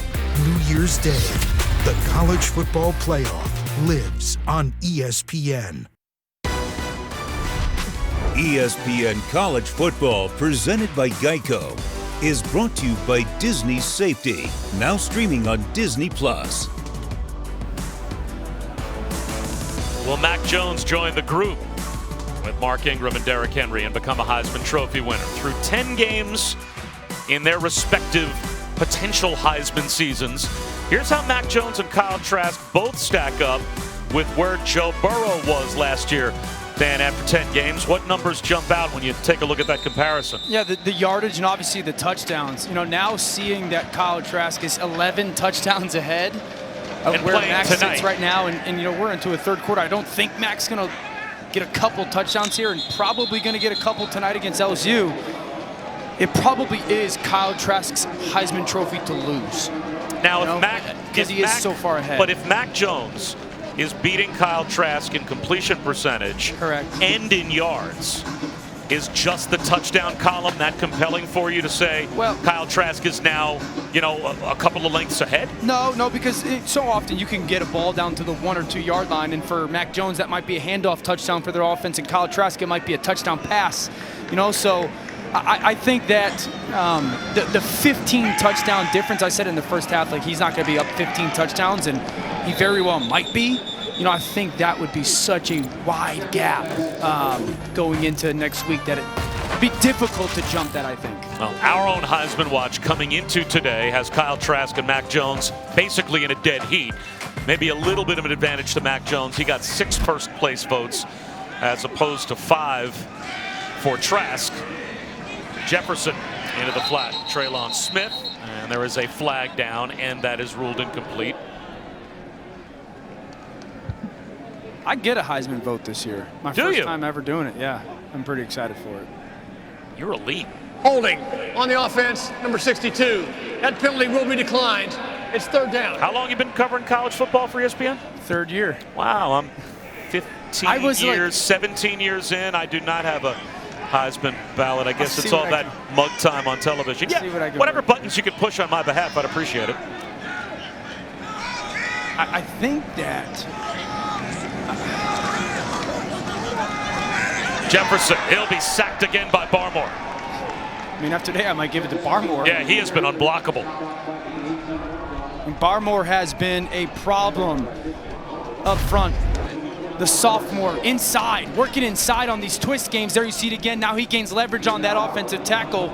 and just bull rushes him, falls off, and sacks KJ Jefferson. Okay, if I'm voting right now, I think I'd have to give my #1 Heisman spot to Devontae Smith.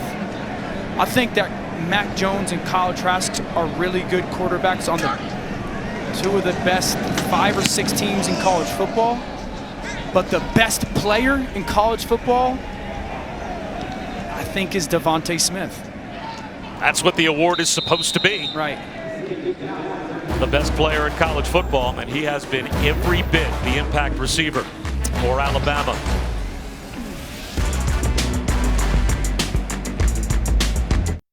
Do this don't give up thing all by myself. This whole fight, this journey thing is not a solo venture. This is something that requires support. Well, in memory of the late Stuart Scott and so many that the V Foundation has tried to and has helped over the years, and during these challenging times, ESPN and the V Foundation's fight against cancer has not stopped. So if you are able, please support cancer research by visiting v.org/donate. 100% of what you give goes to cancer research, as the true freshman Bryce Young takes over for Mac Jones at quarterback. So with the score 45-3 and a lot of time out in front of an Alabama team that's got the SEC championship game ahead of them next week, we already have been informed that Najee Harris is done for the day. We saw him stretching out his legs in the first half, and on a slippery field in a game that's out of hand, they're going to be cautious with their franchise running back and their top quarterback. And so the freshman Bryce Young takes over at quarterback and hands to another freshman, Jace McClellan, who picks up 2.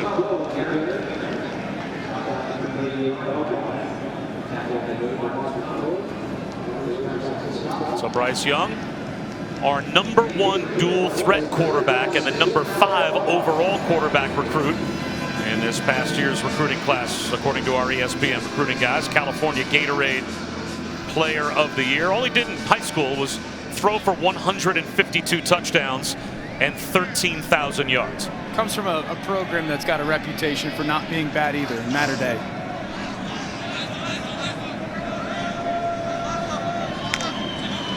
And Arkansas is going to test him, try to heat him up, but the pass protection is perfect. It is an incompletion, though, on 3rd down and 6. Tried to find Xavier Williams. Good little rep there, though, for Bryce Young. You saw him kind of run the line of scrimmage, saw Catalon coming up with the potential pressure. Now he's telling Xavier Williams, like, hey, just a little quicker. Ball placement was good, so nice to see for the young freshman, that 3rd down rep.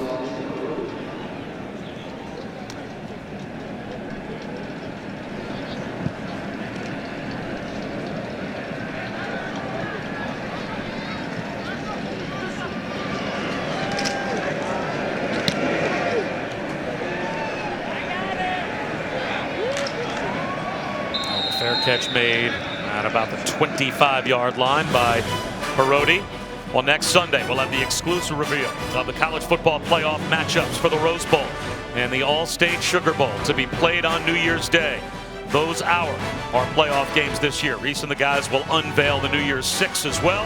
Have the final top 25 rankings in a 4-hour special. It all starts at noon Eastern on ESPN and the ESPN app. And why not take a look at our college football playoff rankings, brought to you by AT&T 5G.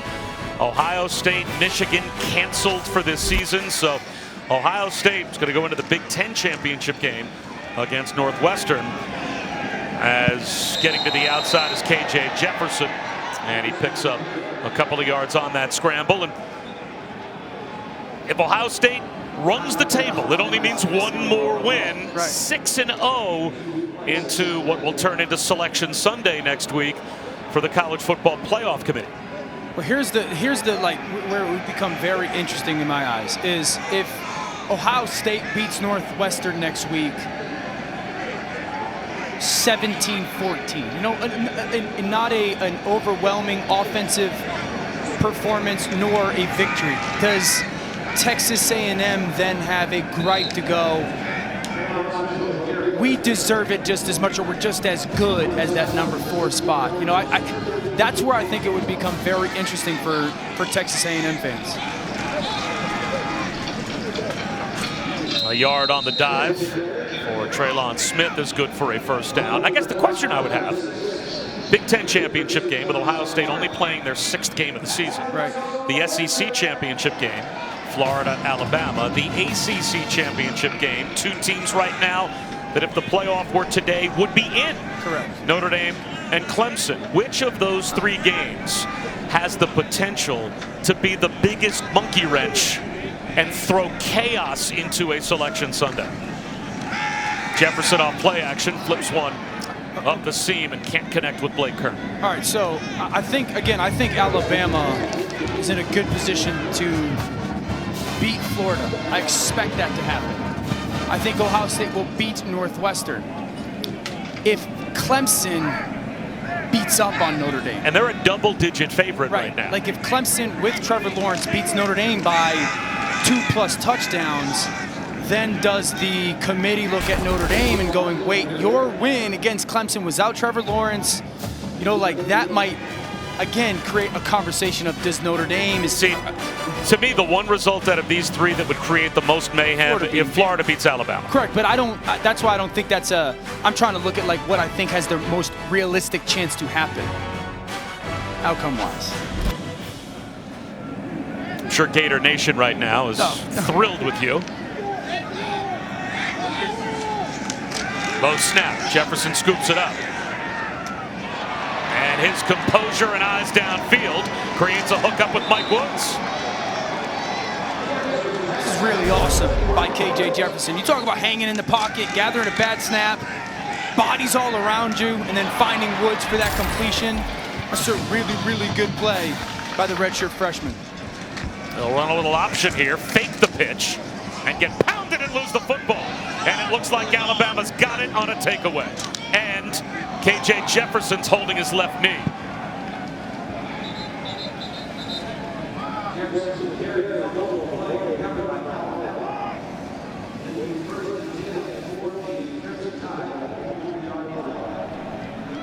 Byron Young came up with the fumble recovery. And KJ Jefferson, the redshirt freshman, just off of making the best play we have seen him make today on that hookup with Mike Woods, is shaken up.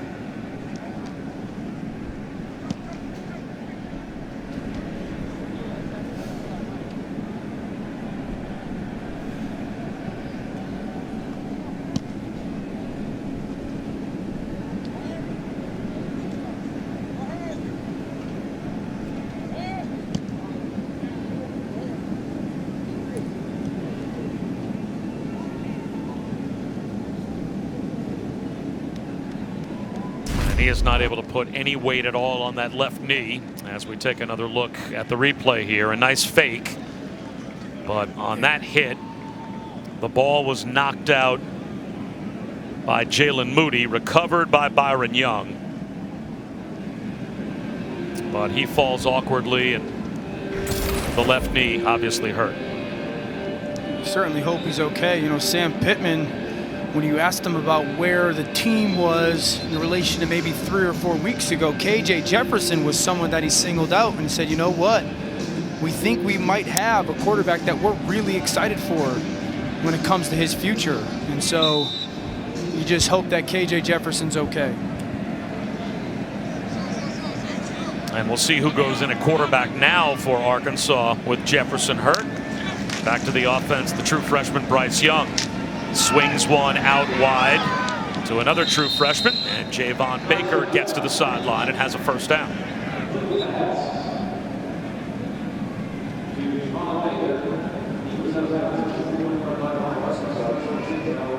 Good for some of these young receivers for Alabama to get these reps with Bryce Young.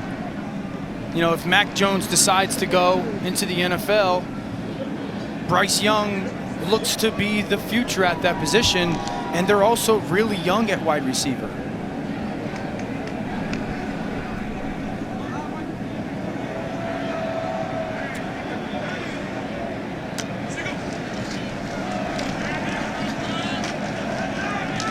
This handoff to Chase McClellan, picks up about 5. And this might be a dumb question when you are projected to be maybe a back end of the first-round pick, but a first-round pick in Mac Jones, according to Mel Kiper and Todd McShay.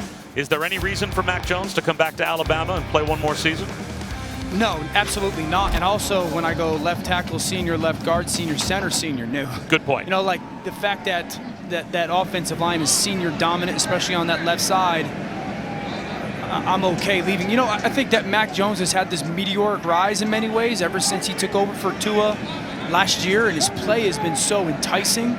There's a lot of strengths to his game. I think there will be some parts of his game, weakness-wise or flaw-wise, that the NFL will look very specifically to. You know, if you look at him as a player, nothing really off script. He's really good in the pocket. He's got this strong, decisive, and sometimes explosive arm. Super efficient, you know, get through progressions. The ball comes out where it's supposed to. He's got great, like, see it, trust it, and rip it. That receiver's there. He trusts what his eyes are telling him, and that ball comes out. Reminds me a lot of a Matt Ryan type of player.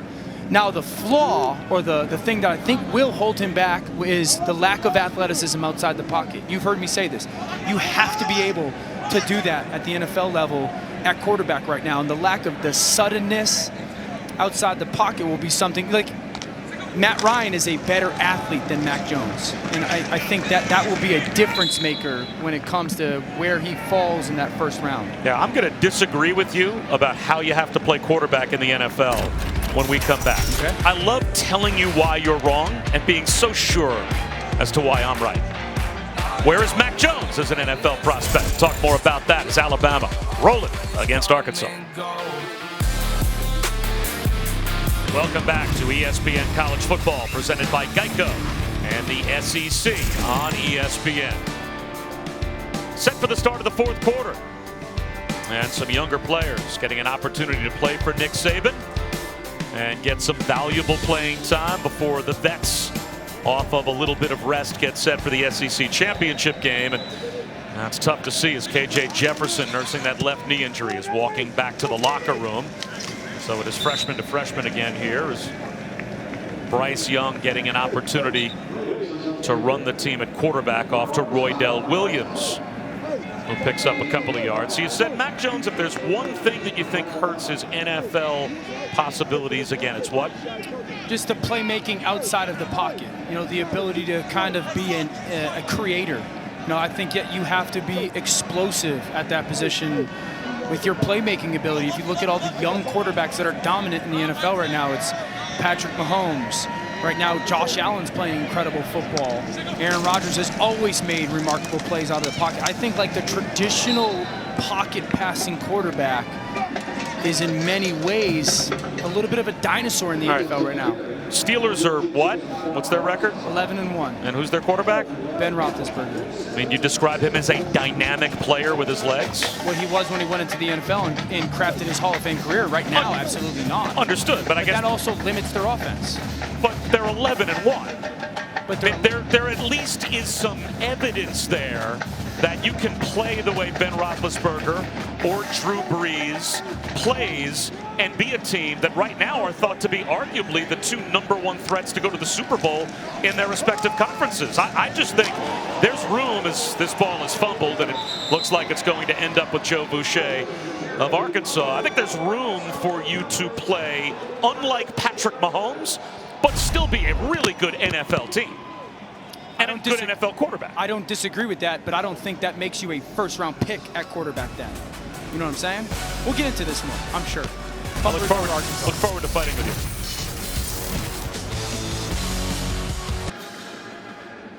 Mac Jones' football career began as a 9-year-old on the Jacksonville Pop Warner team. Him and his family continue to be big supporters of the Outlaws. They've donated money. This week, Mac sent them a video wishing them good luck on the national championship game. And on Wednesday, the Forestville Outlaws won it all, bringing home the championship trophy. And they wanted to send this special message to Mac. Deontay Hampton, head coach of the Forestville Outlaws. Mac Jones, thank you for all your support. Mac Jones, bring the national championship back home. Outlaws, roll tide!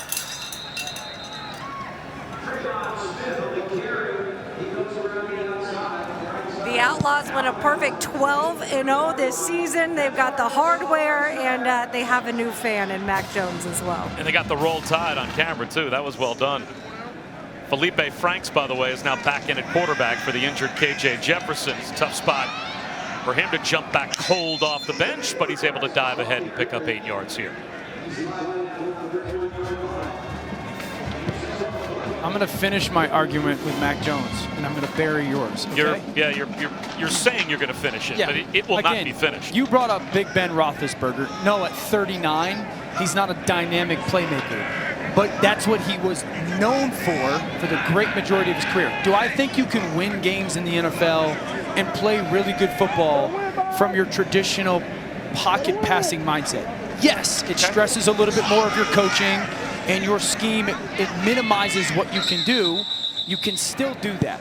That being said, to be a first-round draft pick at that position, you have to be a guy that goes above the X's and O's. You have to be a creator. You got to be a guy that can kind of create your own offense after the snap.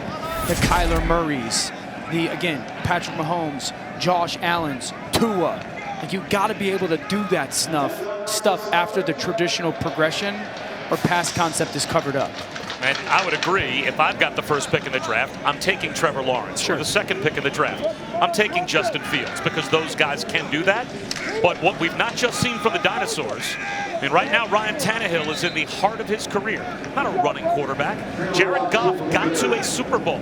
He's a pocket passing quarterback for the most part. Tom Brady, obviously at the tail end of his career, and Ben Roethlisberger and Drew Brees, they may be dinosaurs in terms of their age now, but why can't you draft the guy that you think could be the next guy to play like them and win?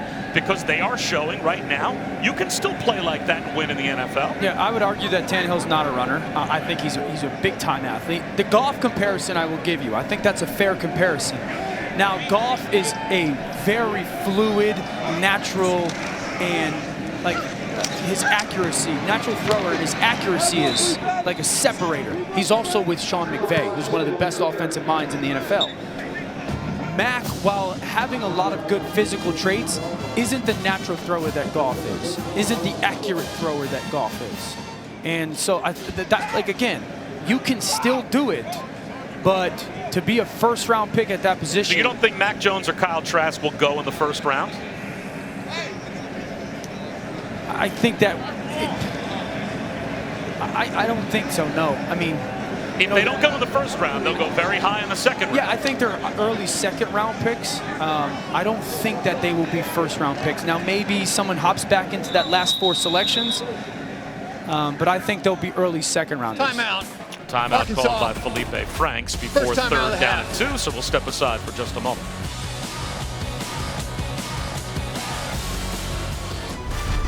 ESPN College Football is presented by Geico. You could save even more by bundling home and car insurance. And in part by Duluth Trading Company. Tough, ingenious workwear designed and tested by tradesmen. For the 10th time next Saturday, Alabama and Florida will meet in the SEC Championship game. And then December 20th, we will find out on the Selection Show, presented by AT&T, who will play in the Rose Bowl and the Allstate Sugar Bowl. That on January 1st is our college football playoff semifinal doubleheader.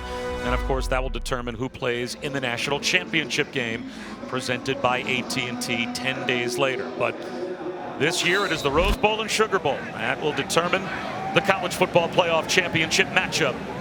And it starts at 5 Eastern on New Year's Day.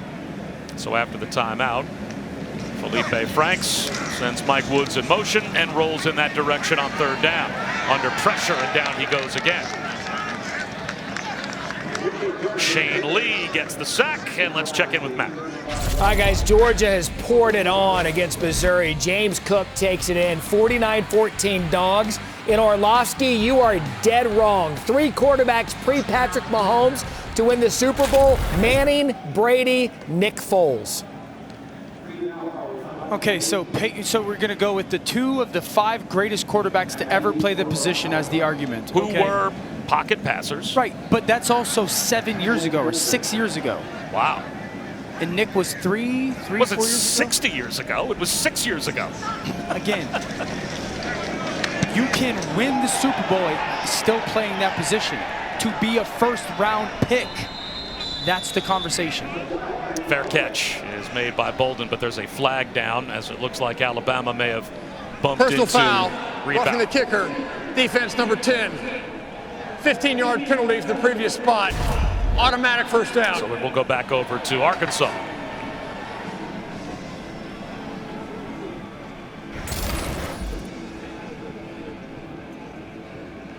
Tonight, UFC 256 in Las Vegas with flyweight champion Davison Figueiredo will defend his belt against #1 contender Brandon Moreno. The prelims start at 8 Eastern on ESPN2, ESPN Plus, and ESPN Deportes, with the main card on pay-per-view at 10 Eastern. To order in English and Spanish, go to espnplus.com/PPV. So Felipe Franks gets another chance with the football with 9.5 minutes to go.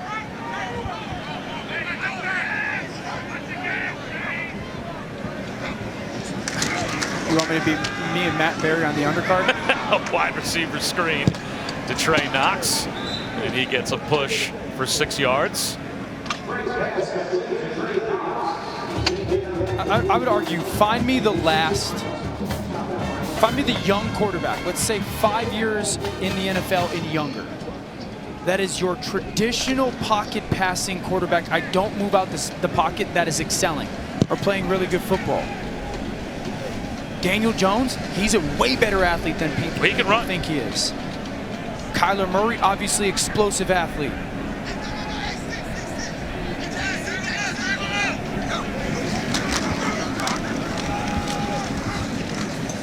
That handoff to Smith comes up about 2 yards shy of a first down, so it'll be third down again for the Hogs with 8 minutes and 40 seconds to go. No, you're right. There's no question that the mobility and athleticism that is now attached with that position is what's going to get teams at the top of the draft to want the Trevor Lawrences and the Justin Fields and the Kyler Murrays and the Baker Mayfields. Guys, and I think that even as Sam Darnold was drafted third, Sam can run. I think the thing for Mac Jones and probably a Kyle Trask is, are they so good at all those other things? Their intelligence, their preparation, their arm strength, their ability to throw with windows. Smith loses the football. It's another takeaway for the Alabama defense. That ends up in the arms of Jalen Moody. Another fumble recovery for the Tide with 8 minutes to go.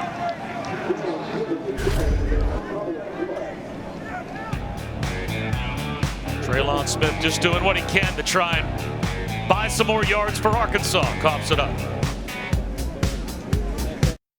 Back with today's Live Moss moment, brought to you by Taco Bell. And hard to believe this was a 3-3 game late in the first quarter, Dan Orlovsky, and then Devontae Smith did what Devontae Smith does and changes the game on this punt return. Gave energy to their football team. It felt like the offense started a little bit slow. The defense was really good, but then that punt return, it felt like it focused everybody on their offense up specifically, and they were rolling ever since. Bumper pull with a stop on Chase McClellan as we check in with Matt. All right, guys, good one between Utah and Colorado here. Jake Bentley to Britton Covey. Good throw. Utah takes a 27-21 lead in a back-and-forth game. Coming up, Spencer Sanders, Oklahoma State. That will go final. That'll come up when you guys go final. By the way, Tua, Justin Herbert, Joe Burrow, all pocket guys, all succeeded in the NFL. I cannot believe you just said that. I knew when I saw your eyes go saucer wide. All pocket guys. I don't know about Tua. Herbert and Burrow and Tua are amazing out-of-the-pocket athletes. That gain for McClellan's a couple of yards. Getting word, apparently, that this has just come in from the Oklahoma State world, that Chuba Hubbard has opted out for the rest of the season. They're coming up against Baylor, but Chuba Hubbard has put together every bit the NFL resume at this point that he needs to put together, and he is deciding that that is it for his Oklahoma State career. He's got a bright future. You know, really good tailback. He's going to be an early draft pick. I don't know, what, probably somewhere in that second round range, but very good speed and awesome vision. Swing pass is broken up quickly. Taiyu Jones-Bell is met. He didn't have any time to look up before Ladarius Bishop was right in his face. Chris? Yeah, I had Oklahoma State last week, and Chuba's been dealing with a right leg injury all season, really. Hadn't played the last couple games. He hasn't even been able to practice. I actually spoke to him earlier in the year about how difficult this season is. Having been from Canada, he hasn't seen his family in nearly a year.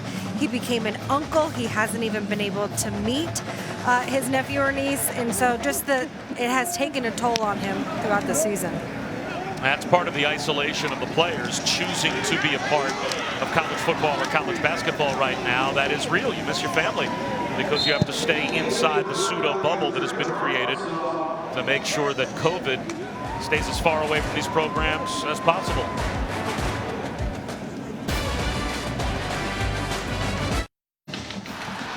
This season, for every field goal and extra point made by participating universities, Allstate will make a contribution to the university's general scholarship fund, and we thank Allstate.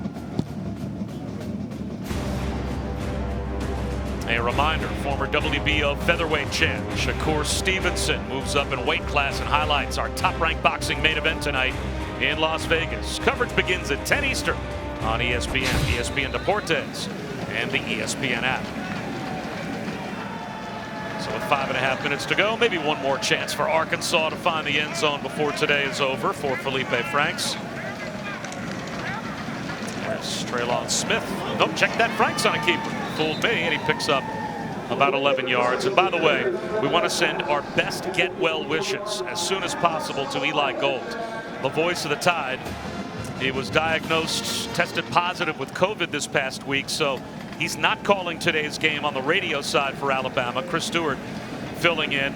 And I'm sure if Eli Gold is the Eli Gold I think he is and know him to be, he's not listening to us right now. He's an old school radio guy. He's listening to Chris Stewart call today's game between Alabama and Arkansas. But 409 consecutive Crimson Tide games. That streak today broken for Eli Gold because of coronavirus. So we will keep our fingers crossed for you, Eli, that you make a very speedy recovery. This Alabama team's got some pretty important games, I think, on the not too distant horizon. And hopefully he will be in the booth back where he belongs for an SEC championship game. And who knows, maybe a crack at the national championship as well. Next week's game will be a lot of fun between those two programs, Florida and Alabama. Smith stood up at the line of scrimmage. That's another tackle for Jalen Moody. All right, the Alabama defense against the Florida offense. Which side gives next Saturday, and what does Florida have to do against this defense to keep the production up where it needs to be? I think Florida or Alabama defensively will have to answer the question first of who do they or how do they defend Kyle Pitts? You know, like what's that matchup going to look like? Are they going to play him in man, or is there going to be safety help? I think that's a big question for them. Florida having a really good offensive line, that'll be an awesome battle to watch, is this Alabama defensive line going against them. And then, you know, the secondary players for Florida's offense, like Kadarius Toney. Yeah, like how does Alabama want to handle him, especially when they go Kyle Pitts on one side of the field and Toney like in the slot on the other. Look at Coach Saban still fired up about his defense on that third down, but like how they handle some of those players. This is why they're Alabama, and he's Nick Saban, though. You know, I think that will be the interesting thing. And you know, Dan Mullen does such a great job of attacking coverages. Alabama, I'd expect them defensively to try to mix up coverages a little bit more. You know, especially post snap. Trask gets so much information before the snap, so that'll be a big thing. But it really will start with Kyle Pitts.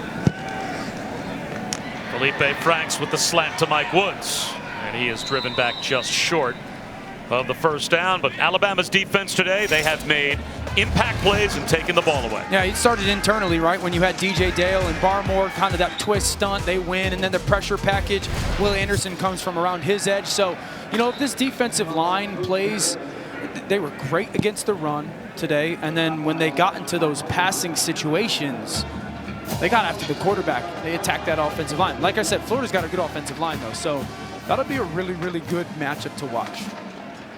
But I think it starts with, I think the whole question of the game comes with Alabama's offense and Florida's defense. Like, can Florida defensively, physically match up with Alabama? That's the question. A backwards pass to Burks. It's a trick play looking for a touchdown. Burks with a jump ball to the goal line. Brian Branch is there for the interception and the touchback. Boy, that's a true freshman. So schooled, does not fall for the trick play, and he is waiting at the goal line for his first career pick. I can't tell you how good this is by Malachi Moore. Okay, this is him right here. Alabama's actually going to bring a corner blitz. He's got to go over the top and take that receiver. Okay, so now he's one-on-one with that receiver. Drift over the top. There's that little fake in route. Still play with leverage and see that tailback going downfield for that extra double pass. Play on the top, high point the ball. It's a great play by Malachi Moore. We talked about him being one of those audible learners of this defense, learning from Zoom. Went onto the field and started making checks in practice. His discipline pays off. A lane into the open field. McClellan looking for the goal line. Touchdown.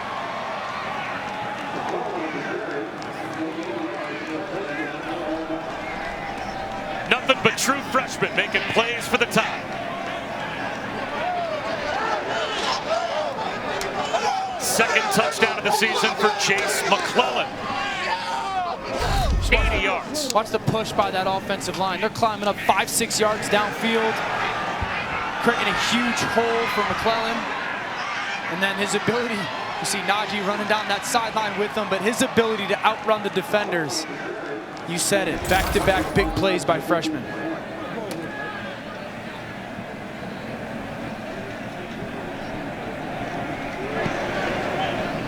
(52-3).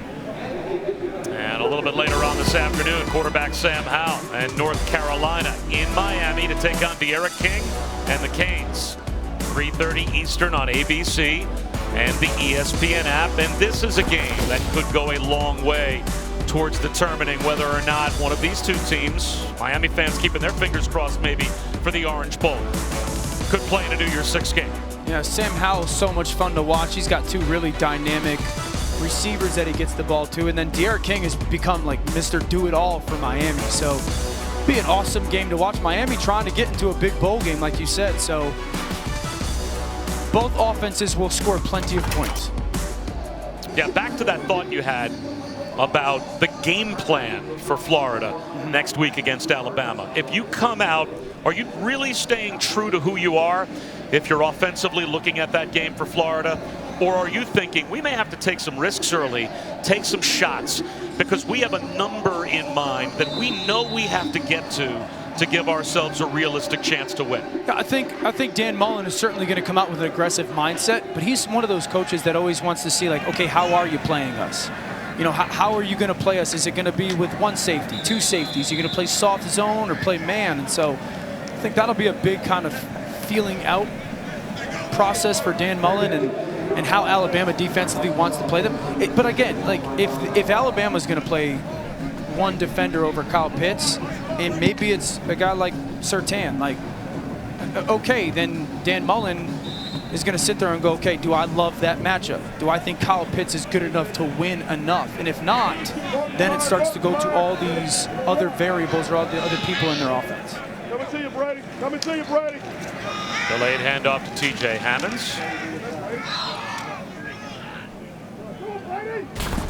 And all Alabama has done today is add to the numbers that they have piled up defensively through their first 9 games. I mean, again, against a nothing but SEC schedule. You don't have the easier games, kind of that layup game that you get the week before the Iron Bowl. All of that was out this year. Just purely SEC competition. And they're putting up terrific defensive numbers. Yeah, if you just look at them at the beginning of the year to where they are right now, they're tackling a lot better. And Coach Saban said this, a lot of their young players that were getting reps early in this season that didn't have that off season to learn, they're making less mistakes. They're more comfortable with the play call and how to go operate it.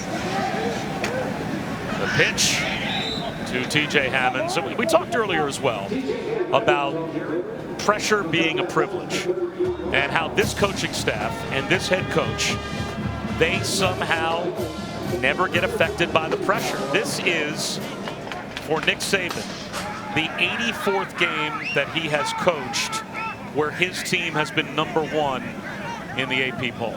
84 games. Among active coaches, #2 on the list is Dabo Swinney. He's coached 21 games with his team at #1. So 84 times you are going in, you are the Yankees, you are the Patriots, you are everybody's best shot is coming because you're Alabama and you're #1, and how they very rarely ever get affected by that pressure. They look like the same team every week. I think the thing with them, everyone talks about the process, right? I kind of call it the routine, and I think that Nick Saban and this program are obsessed with the routine. I think two things: when you have the great routine that they do, and another sack.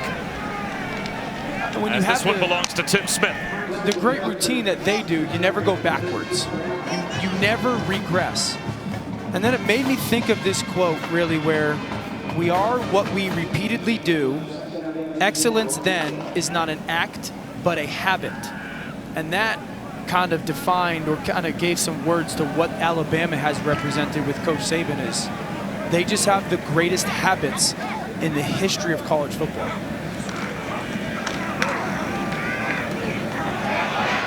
You may not be happy with this run by T.J. Hammonds, but it should be the final play of the game as Brian Branch, who got that pick down at the goal line, comes up and makes the tackle.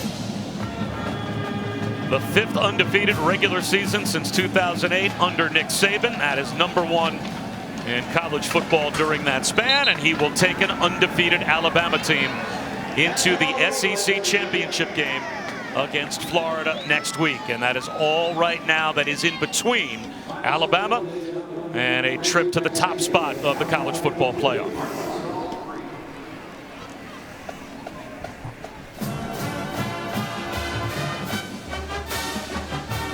And that will bring to an end the season for Arkansas. And you know what? It bears mentioning. You mentioned it in the first half, but it bears mentioning again the nice job that Sam Pittman did in his first year at Arkansas, winning 3 games, coming so close to winning 3 others. I love Sam Pittman. We've got to meet with him twice this year. I think Arkansas has great hands with him. Huge fan of the direction that he has this program going to.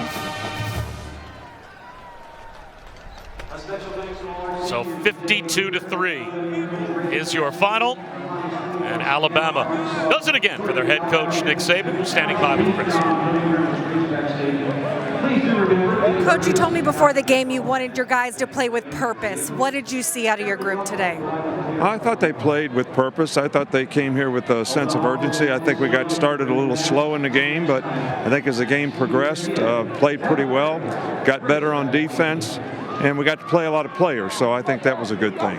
One of the goals for this season was to go 10-0 in an all-SEC schedule that's never been done before. What did it take from your group in order to do it? Well, that really wasn't one of our goals. You know, one of our goals was to win the game next week. All right, so we still got to do that. But I'm really proud of our guys. Nobody's ever done that before, win 10 SEC games in the season and go undefeated. So that was the purpose here today, and I thought the guys did a good job of going after it. Since you mentioned next week, where do you need to improve from now to then? Well, obviously Florida's got a great team, and they'll challenge us a little bit differently because of their quarterback and their ability to throw the ball and some of the mismatched players they have. But we're going to get healthy, and we got to get our guys going again. But, you know, just got to get ready to go. Thank you, Coach. All right, thank you. I think they're ready to go based on how they performed today, but he never stops grinding, and that is why Alabama is Alabama and why they are once again #1 heading to the SEC championship game against Florida next week. For Dan Orlovsky and Chris Budden, I'm Bob Wischusen saying so long. Matt Barry, Jesse Palmer, and Joey Galloway are standing by. Guys. ESPN thanks you for watching this presentation of the Southeastern Conference. Bob, Dan, and Chris, thank you. Good stuff throughout